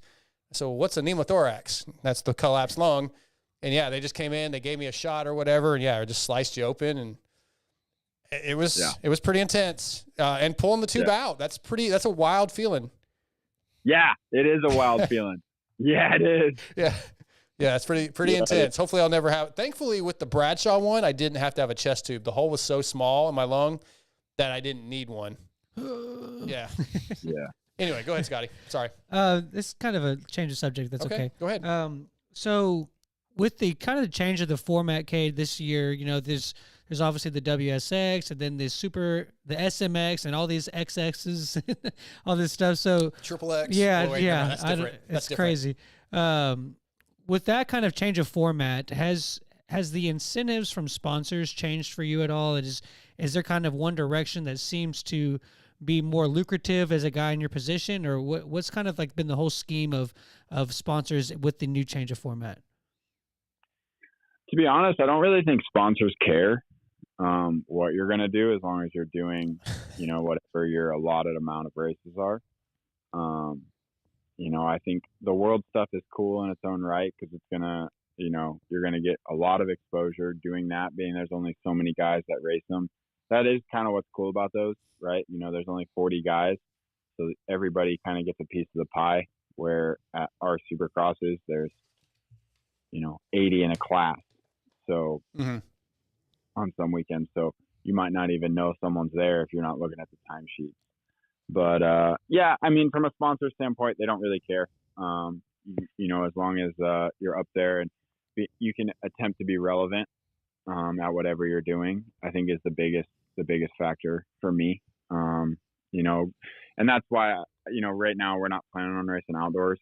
It's not good. It's not a good way to get exposure for the team and for sponsors. They're going to go race Canadian nationals and stuff. But like racing U.S. nationals, just for a team my team size, like it just doesn't make sense, right? There's nothing to get back out of it. Yeah. Are you doing World Supercross again? I don't know. Okay. That didn't sound like that sounded like you can't say, but that's fine. Off the record. Yeah. We'll talk later. Okay. You did mention making a bunch of bike changes. How is the bike? I'm sure you're happy to be back on Kawasaki. How do you like the bike? What's good about it so far this year? I like the bike. I really like my mechanic. Him and I work really well together, and that's a change of pace for me. I think he listens to me really well, and I don't always have to watch over him to do what I need done. And with that, he also knows what I like. Like if I can tell him a feeling, we can try and change it. I don't know if you guys noticed, but like this weekend was the first time I raced with a tall seat. No, I didn't. Adam uses. So yeah, Adam and I are both on tall seats. And you don't really notice it as much on Adam's bike because he has like a black top and the side is like all one color and it matches. So you don't really notice it. Where on my bike, it looks like I have a skyscraper in between my pegs. Okay. And honestly, looking at it, like we put it on my bike back in December and I was like, I'm not riding with that thing. Like there's nothing. And, we were trying some things with foot pegs, trying to move them back and lower and stuff like that. And, we couldn't really find what I liked. So, now we're on the tall seat and I'm actually super happy with it. Cool. It makes my legs a little bit straighter so I can stand up a lot faster. So that's my newest change. Okay. But honestly, other than that, the only thing I messed with is suspension. We did some motor testing at the beginning of the year and, it was, pretty straightforward, right? Nothing too crazy. They built us a package and it was good. But yeah, Tim at TCD takes good care of me whenever I complain. He tries to, answer my complaints peacefully. That's good. Yeah, it's good to have that got somebody listens and gets it done. Let's shift gears a little bit to the Privateer Challenge race that PRMX is doing. This is I'm not in it. So I can't talk about it. So. Yeah, but you want to be in it, right? But I don't know that man, that Privateer line, like you're making mains. I know. I'm on the line. I'm not mad that I'm not in it. Did you see his tweet today where Chiz was like asking about being in it, and he's like, "Chiz, if I let you in, Cade'll burn my house down." Yes. And then Chiz, that was so good. Chiz said, "We'll make enough money to build you another one or something." Yeah. I saw that. Well, I mean, Cade, do you feel like if you went into that race that just no doubt that you would just run away with it, or do you feel like some of those, it's anybody's game? No, I don't think I would. I don't think you could just run away with it in any sense, right? I mean, I don't know exactly who's in it right now. I know who a couple of the wild cards are. I don't know if I can say that. Yeah, don't yet because I don't think he's announced it yet. Yeah, but I mean, it's going to be tough. It's nice that it's a little bit longer this year. It's a 10-minute race. Okay. So let the good guys kind of work their way to the front, I think. But yeah, I mean, it's awesome what Steve does with that. Alex and I give him a lot of shit, just because we're all friends. But it's like I was telling Steve today. I was like, Steve, I don't think you understand like the magnitude that giving someone who maybe makes a couple $100 a weekend racing their dirt bike, if they can go and win 40 grand at one time, like how much that changes their life. Like that is a really big deal. Yeah. And Moran's built a Supercross track last year. Yeah, I mean, that's probably not the wisest way to spend that money, but you know what? Floats your boat, dude. Yeah, I mean, it works.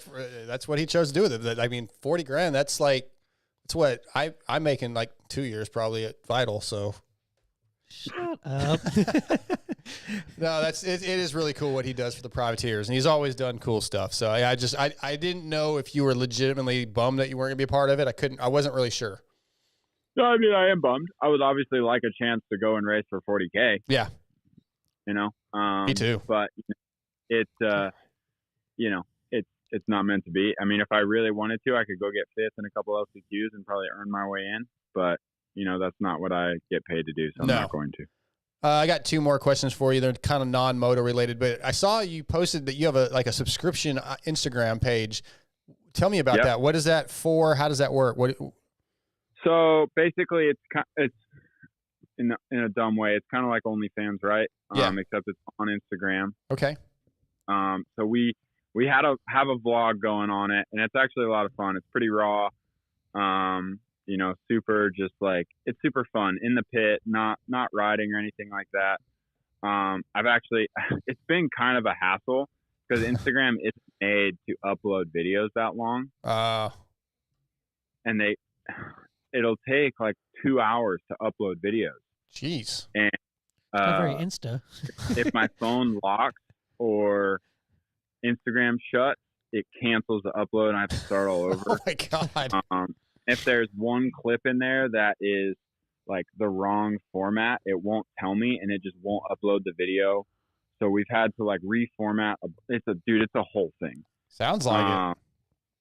And then my video guy hasn't come to some of the races, and then it's hard to find people last minute to film this stuff. I don't really like focusing on it on race day. Sure. And that's the cool part about Jason is he's there doing other things and he enjoys it. He hangs out with my mechanic and me a lot, so it's easy for him to film it. So when he's not there, we just haven't done it. But it's super cheap, right? It's like $3 a month right now. And I give every video I post, I give something away. So I've given away like a bunch of whole shot devices. I've given away some race passes, a set of gear, a set of goggles, like a pack of goggles, not just a pair of goggles. But that's cool. Yeah, I mean it's cool. It's different. I'm hoping that Jason's supposed to be there this weekend, so hopefully we get another one up and get some more stuff away. But yeah, no, it was fun. The few that we've done, I think we've put up like 5 or 6. But it's a giant pain in the ass because the uploading of it is so difficult. Yeah. Instagram's not made, like I said, to upload videos of that size like YouTube is. So it's a little more difficult. So last thing, just how do people find that? Is there a link on your normal Instagram page or is it part of? Yeah. So you go to my Instagram page and somewhere on there it should say subscribe. Like there's like a crown. And you can click on it, and then I think you just click subscribe. I can't actually see it because my like when you click on your own Instagram, it's different. Yeah, I'm looking right now. I'm pretty sure you just go to my Instagram, click the little crown thing, and be able to subscribe. Yeah, if you're following Cade, right under where it says following, it says message, email, or subscribe. So yeah, there's 3 options there. I'll subscribe after the show. I'll give you $3. Hey, I appreciate you, man. Yeah, I need to win there's something. There's no feet pics or anything like that. So if that's what you're coming for, there's no feet pics. There's no feet pics. Oh, that's why he was gonna get there. I was gonna say, there better not be any talked feet. him out of it. No, I'm out on feet pics. I'm out. Cade, dude, thanks, man. It's good talking to you. Always a good time, and I appreciate you jumping on with us. We're not going to talk about Moran's cleaning me out. Well, we actually have in my notes, you got cleaned out a bunch, but you kind of touched on getting cleaned out. But yeah, let's get into that. Sure. Dude, freaking Moran's, dude. Does he ride with his eyes closed? Like, dude goes down through the whoops and just doesn't see me turning, and I just get smoked. Now, you went all the way from the right side of that corner all the way to the left, though. You can't expect him to not. So I was jumping the whoops, and I was like kind of in the middle, and I went single into the inside, and he was skimming down the left, and he just like I was rolling the whoop to go inside, and he wasn't intending on slowing down. Yeah, no, I watched it, and of course I rode the truck, so he was going so fast at the end of those whoops. Like, I don't know if he was making the corner in general. That's what we were saying. We're like, dude, he was gonna end up in the freaking Lake Atlanta over there. Right? Hey, he kind of did the same thing. Was it the week before in the start where I think? I mean, look, man, apparently he doesn't have the same respect for me that he has for Tomac. At least Tomac. You know, I think he wanted you to turn in so he could actually stop. He was using his. No, I didn't even know it was there, to be honest with you. Like, if I knew it was there, I probably wouldn't have jumped across so hard. Now, what about those comments on his Instagram? Dude, there was one guy on there that was like, I looked at him earlier. Oh my God! I'm like, come on! Like, is this even necessary? Like, because Moranz and I were obviously joking with each other, like we were upset. Like, right? You know, we're not. You know, we don't really like. He knows that I didn't do it on cut across on purpose, and you know, I know that he didn't just blow me off my motorcycle. So right. It is what it is. But it's entertaining. Like giving him crap. I have felt like the last couple of rounds with Moranz, it's been like, if you look up the definition of risk it to get the biscuit, that's him. Dude, he does just freaking send it. I'll give him that. We like that. Lately, we've been saying he likes to stare at his front fender a little too much. I love the privateers. Cade, thanks, man. Appreciate it. Always, like I said, always fun. Look forward to seeing you. I'll see you in Nashville. Yes, sir. All right, I'll see you guys there. Thanks for having me on. Anytime, Cade. Take care, buddy. Yep, bye. All right, Team PRMX is Cade Clason. Good times. Yeah, Cade's always fun, man. I like what he brings to the sport. Definitely. Again, brought to you by WUSA. Check out WUSA.com. And again, just crushing it with podium finishes. Pretty much everybody on the podium, other than the Honda guys, almost every week are running WUSA. I got some W's on the Husky. You run a W stock? Oh, yeah, of course. Gotta. Couple injuries this weekend, big-time injuries. We got Marshal Weltin coming up just a few minutes. Nate Thrasher, dislocated hip. That's the second one this season with Christian Craig. It's kind of odd, right? Yeah. Very odd injury. Going to be out for a while. Sounds like he's going to do the knee, so that's a bummer. Tom Vial went down. I don't think these are injuries here, but just Tom Vial, Jeremy Martin, Jace Owen, Cody Schock, all crashing. Kind of a rough night for some of the 250 guys. And then Henry Miller with his best finish of his career, 6th place. Just want to give him a shout out. Man was ripping. Yeah. Very, very happy for him. Let's see. Chase Sexton. That's something. He's 17 points down right now. Basically needs to, and I said this in the press conference to him. I said, your only goal is to win out, and you have to just hope for the best. That's kind of a lot of pressure, but maybe not so much, Scotty. And I asked him this, like, maybe it's not as much pressure because, well, now you know what you got to do. Well, this is really your only choice. Win. Just so I haven't had a chance to do the math. Does he legit have to win every single race? Well, no. Like, is that just, like or if is that Eli and Cooper could just have DNFs, right, and get nothing? Well, but I mean, okay. Realistically, those guys are going to be top 5. Yeah, so he's going to have to win out. If it happens like it did this weekend, where they were 4th, 5th, how many times does that have to happen? Man, it's not every round. I don't even think.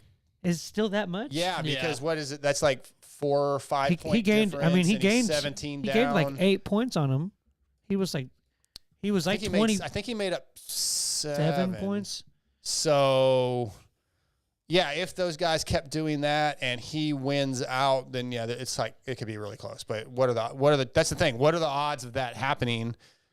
But he has to win out pretty much. I don't see it happening because at the last races he's been in the he didn't have to win, and then he made mistakes and crashed out. Now he has to. So there's more pressure on him, even though like most of his mistakes just come out of the blue. Yeah, like most of his mistakes look like they're not necessarily his mistakes, but the bike like freaking out.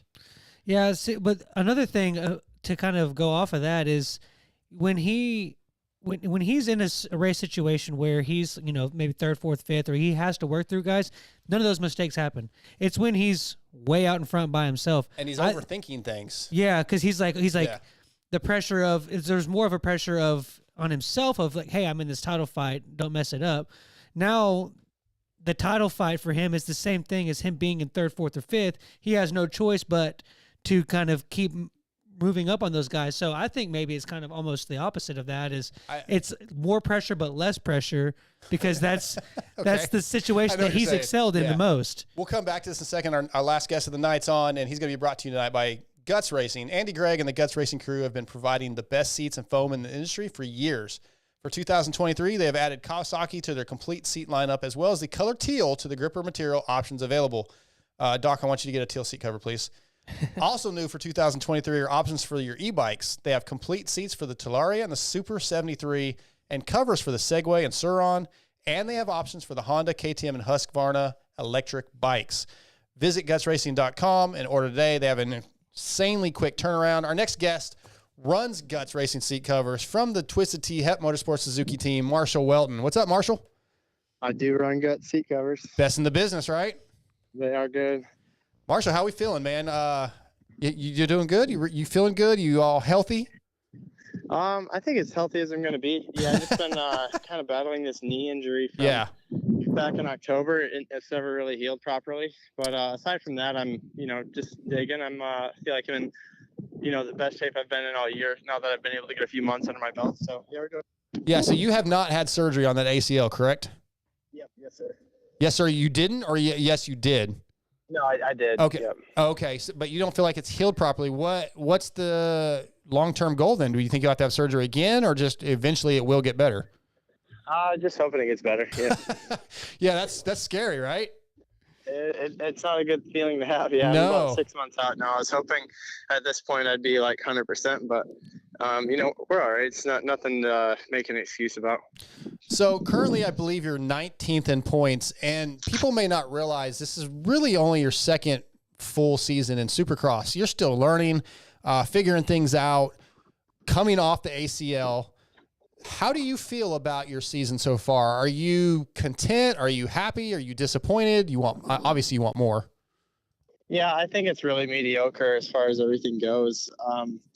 I did want more, especially because I got the deal with the HEP team. I wanted to take advantage of having a squad behind me, and things just haven't quite gone the way I was hoping for. And we had a rough start with not having any prep coming into the season, and on top of that, behind a little bit. So I've been kind of playing catch up all year. I'm not particularly happy with everything, but it's just with my riding, nothing with the team, just happy with myself. And yeah, I don't know. I just wanted a little bit more out of the season, to be honest with you. I understand. I mean, that's kind of, always you guys want a little bit more, but even the guys winning want more. Yeah. They want to be a little better. So yeah. But Marshall, if you go back to where you were at before you got the fill-in ride at HEP during the Nationals last year, and if you were to tell yourself that you would be in the middle of this season with the full factory ride, you'd have maybe some personal best and some good stuff like that. Would that have surprised you before any of that had happened, or is this kind of, do you if feel you tell me that about 18 months ago, yeah. About, I don't know, I would say 10 months ago, no, I would hope I would be able to kind of execute what I'm doing right now. I just, things change so quickly, and, I didn't really know where I'd be starting last year. I had a goal to get on a team, and I kind of executed that. And, unfortunately, this injury, things just set you back. And, this is how the sport goes. And I'm still working, and I'm excited to, build into outdoors and have a great summer. Yeah, you mentioned things that you're unhappy with and struggling with riding wise. Can you give us some more details? What are those? What do you need to improve on most? Where do you feel your weakness is? I just ride time and training during the week, and I feel like mid-season I've lacked that side of things. I've done what I can, but just the whole simulation side of it, I'm kind of just lacking a little comfort on race day and qualifying. It takes me a long time to get going. My qualifying is just horrendous. So sounds familiar. I wish I could just get my day started a little quicker, but overall it's like, it's been good. I just wish it's on me. There's no one to blame or anything to do. I just need to execute. Yeah. So this is a little bit of a change of subject, but how much has the impact of Roczen on being on this team made for the Suzuki? Do you feel like that, the fact that you're on that team with a guy like that, does it give you confidence? How does it kind of impact the presence of that team and yourself as well? It's great to have Kenny as a role model. I mean, the guy does just some incredible things, and if there was any doubts about the bike, I think he shut him up very quickly. And he's a great dude to be around too. He's always got a great attitude. He's never complained once since being on the team. And, you know, I think he's brought a very positive impact for sure. And I think Chiz the same, right? Chiz is very knowledgeable, really helping with the development of the 450 bike, but I'm sure that relates a little bit to the 250. And just, he's one of those guys, if you ask him a question or ask him advice, he'll give you a long answer, but it's usually very intelligent and has a lot of information to share. Yeah, for sure. Are you hitting golf balls? Intel, and he's got a lot of just, you know, laps logged under his belt and a lot of feel. So he's a really good as well. He's definitely been a big part of the program. I haven't got to work with him much because I'm in California. Yeah. But they are, you know, they're all in Florida. So I try and take advantage of it when I can. Marshall, are you hitting golf balls right now? Possibly. Just the evening nine. I heard the swing. Just walking a quick 9. Okay. That's funny. I just heard that sound. I was like, oh my God, he's playing golf. Yeah.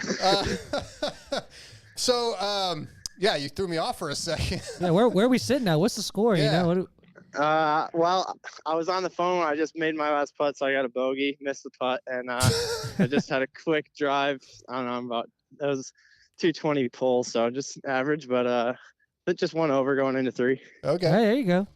Just talk about the bike, though. How good, we sort of touched on it, but how good is the bike right now? Dustin and his dad with the HEP Motorsports guys, they've put a lot of effort growing this team in the last few years to be a factory level team and try to give you everything you need when on that bike. Yeah, they're great people. We, you know, on the 250 side, there has not been a lot of R&D, but I think coming into outdoors, the bike's going to be really good because, you know, a lot of the attention's been put on the 450. So my bike's solid right now. I think it's 250 is just kind of a proven bike. It's a solid, you know, just a solid package as it is. So we haven't done a whole lot of you know, tweaks or changes on it, but the 450, I know they've developed into something good. You mentioned a second ago struggling with qualifying. So I've got Doc Smith sitting in here. His dad's one of our co-hosts. He's a privateer. Just made his first night show in Atlanta. But what? I was gonna say, Doc, he didn't realize this was gonna be like Dr. Phil tonight. No, but that's something he struggles with. A lot of guys struggle. I hear that all the time, struggling with qualifying in outdoors and Supercross. And in Supercross, it's difficult to get a clean lap. You have to be willing to put heaters in right away. How do you get better at that? How do you think you get better at that? That's a good question because I haven't been able to do that. Okay. You know, I wish I kind of knew more of the answer. I think for me, it's just a comfort thing. You know, getting to the race and being comfortable right away.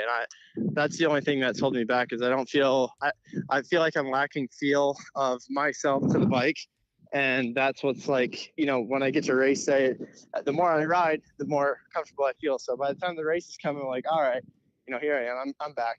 Yeah. But just getting through those first 30 minutes, you know, it's tough for me to just send it right away, if you would. Talk about this Atlanta track last weekend. Some guys liked it. It seemed very difficult to make up time unless you were really, really good in the whoops. That was really the most difficult section. Did you like the track layout? Do you like the speedway style tracks at all? Personally was not really for it. I'm not a speedway guy. I like the traditional style. I'm excited for this weekend. This looks like just a very traditional, you know, SX style track. And, you know, last year I had my best finish in MetLife. So I'm more excited for this style. Yeah. I wasn't a fan of the dirt in Atlanta. It wasn't bumpy and it wasn't even that ruddy, but that dirt, it just sucked you up, man. When you misjudge something or you were just offline a little bit, like, holy smokes, you saw it with Hunter in one of those highlight reels. That's how, you know, I had a few of those moments where it's just like you come up a little short and just forget about it. You know, it's tough to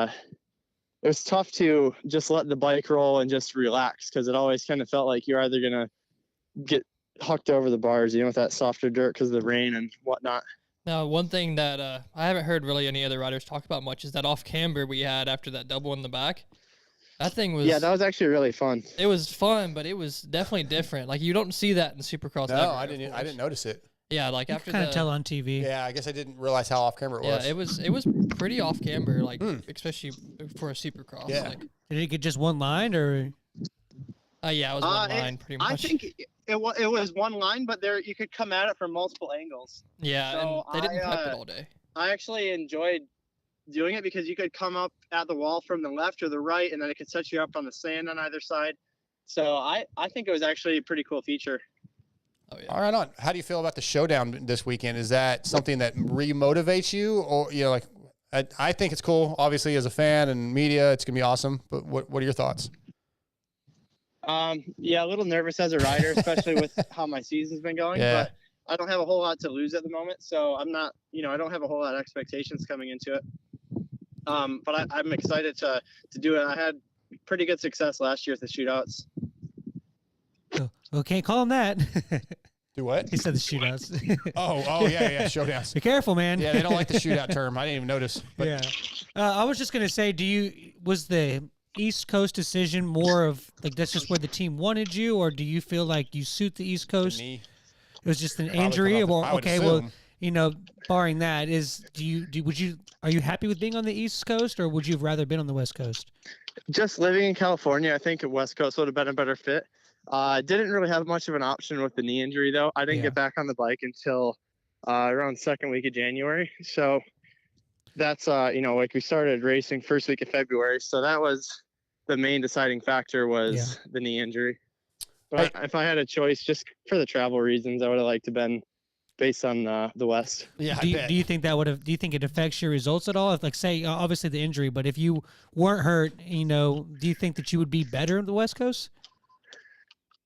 I don't know. I think both coasts are pretty equally stacked. I don't really count one more than the other. I don't think results wise it would have much mattered. I just think far as the comfort, with the travel, we every weekend has been pretty intense. Like this weekend, for example, being in Fresno, it's we're gonna leave Thursday at 3:30 in the morning, drive to LAX, and then fly out at 10.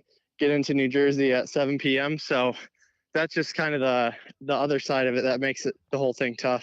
Yeah, it's just very long travel days back east. Very difficult to recover from that. Certainly, you won't be recovered on Friday. Yeah, and hopefully, I think I'm in for press, so that'll just kind of get the blood flowing. Yeah. Last thing I have for you is you spent a couple years doing GPs. I don't know if you've been keeping up with it this year. I'm relatively new to watching the GPs just due to time. I'm blown away at how good. What are you laughing at? It's just like this has been this amazing sport, and you just like had no idea. Well, I just didn't take the time to watch them in the past. I've seen highlights, but I just can't believe how good these guys are. Have you been watching the series this year so far? I fell off of watching it last year, but I've really been into it this year, and it's been good this year. It's been really good. I'm stoked to watch it. Yeah, and like you said, I did live there, so I kind of became friends with a few of the people, and it's nice to kind of have some people to root for, Absolutely. Marshall, man, I just good touching base with you. Good checking in. I hope to see you do well at this showdown. Show them what you got, but thanks for your time, man. Yeah, thanks for having me on the show. I appreciate it. Absolutely. Get a hole in one, dude. Yes, sir. All right, see ya. All right. That's Marshal Weltin. Appreciate him coming on. Yeah, I heard that swing. Oh, yeah. I heard it too. That's funny that you caught it because I didn't even realize it. No, I heard it and I was like, he just smacked a golf ball. Yeah. I heard the whoosh. Yeah. Dink. That's a golf ball. Yeah. Anyway, awesome. Marshal Weltin, brought to you by Guts Racing. That's funny. Guys, don't forget our email, MotoXpodShow@gmail.com. We really want to start hearing from you guys. We're not getting a lot of feedback. I want to get some feedback on the shows. I want to get your thoughts. I want to get questions, things that we can improve on, et cetera, et cetera. So please, MotoXpodShow@gmail.com. We're going to do another FXR giveaway here shortly. And also, if you're playing PulpMX Fantasy, go search out our MotoXpod Show League. Join the league so you can be one of the thousands that is beating me. That would be, we'd be really happy to have you on.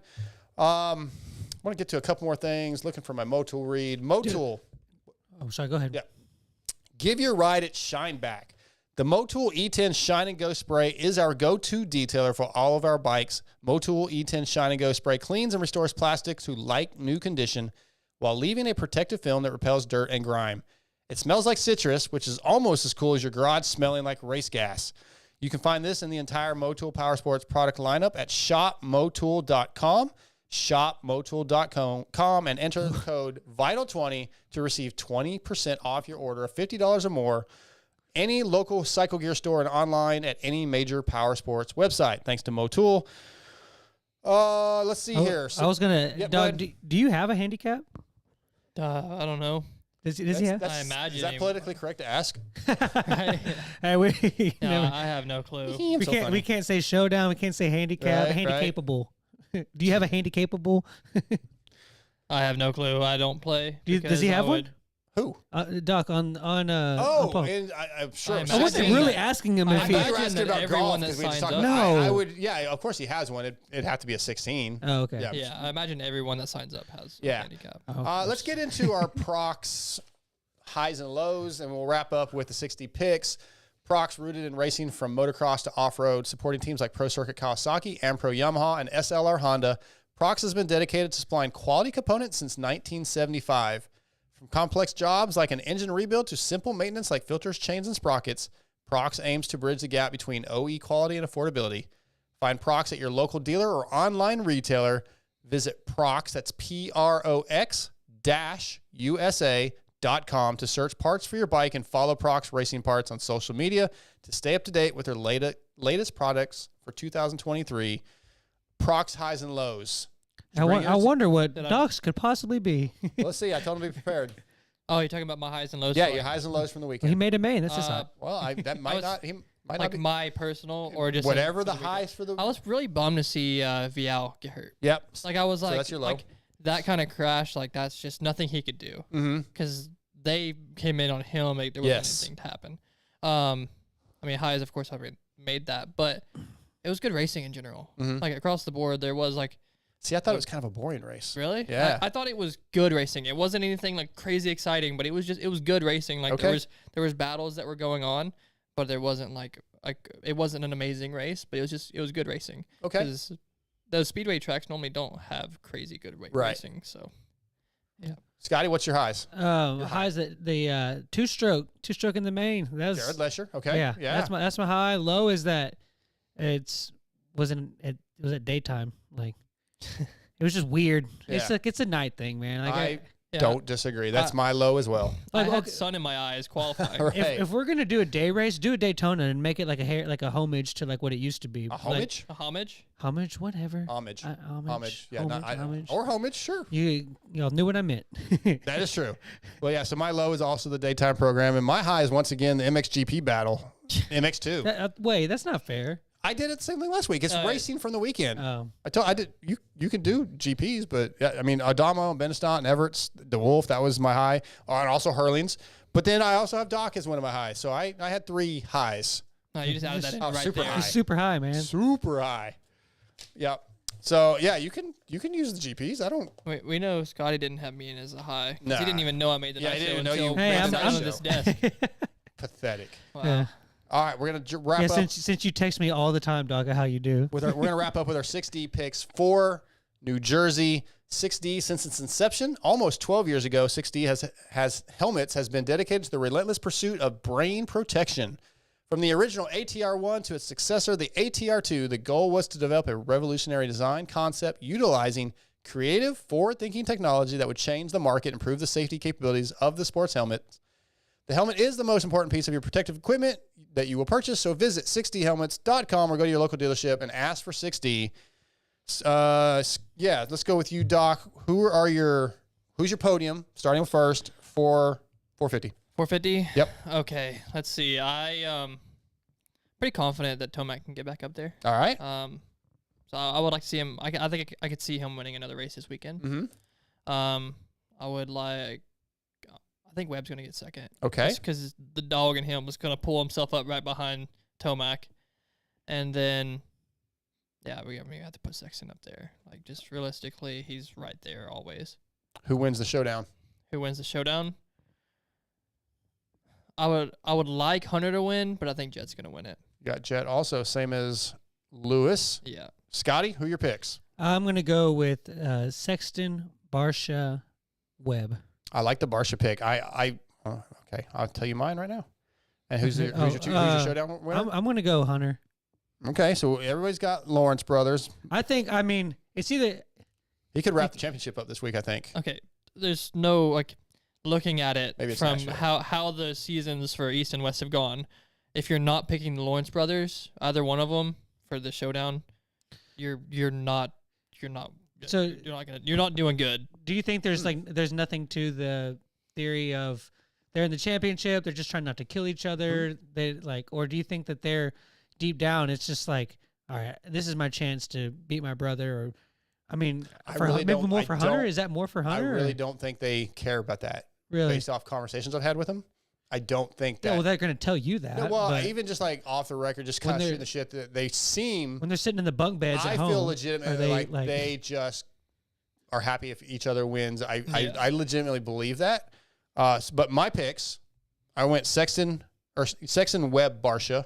I have Eli off the podium, and I took RJ to win the showdown. So I guess I'm not doing right according to Doc, but I just think Jet and Hunter are going to play it safe and be smart. And generally in the showdown, a lot of times we get a winner that's not expected. So yeah, but I actually almost went Hayden. Yeah, but I decided to go RJ. I think they're safe and smart is still winning. Yeah, that's a good point. Well, but that's not what we're talking about. Oh, no, that's what I'm saying. You're saying literally win. Okay. Yeah. All right. I have a question. I'm it's either gonna be a good question or y'all are just gonna bash me. God, but I hope we get to bash you. Let's go. So like, what was Husky doing? Oh, with the 450? Yeah. I don't think they're gonna have a rider on the bike right now. So okay, well, I think it wasn't a dumb question. No, I think I thought you didn't know that. No, so and so was good. As far as I know, nothing's been announced, and I think RJ's staying on the 250. Zach Osborne's going to race. You didn't know that? There's 4 rounds left. Yeah. Of course, they want to have somebody on it, but RJ may ride it on when it's a East Coast race. Yeah, but not. Yeah, that'd be good. I just why can't we put like Benny or Cade or somebody. 2 races. Yeah. I mean, if they absolutely have to have somebody on the bike. Maybe, or would they pull somebody like Moran or something? I think they. I know it kind of just made it as a joke, but would the Zach thing ever even happen just to get somebody on the bike? He's not even in or shape. Dean. Zach's having a hard enough time doing GNCCs right now. He's still not healthy. On a team. Yeah, that's a good point. It's hard. I mean, that's what I'm saying. It's a conversation because it's so weird how it works. Yeah.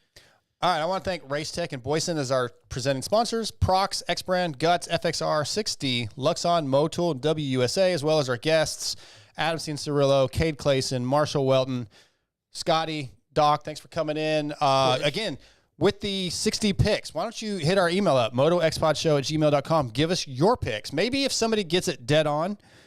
Okay, here's the deal. If somebody picks the podium in 450s and picks the winner in the 250 showdown class, and if it's multiple people, we'll randomly pick a winner out of that. I'll get a prize for somebody. MotoXpodShow@gmail.com. Send us your picks for the New Jersey Supercross 450 podium and the winner of the showdown. But other than that, guys, I think we're out of here. Appreciate it. See you.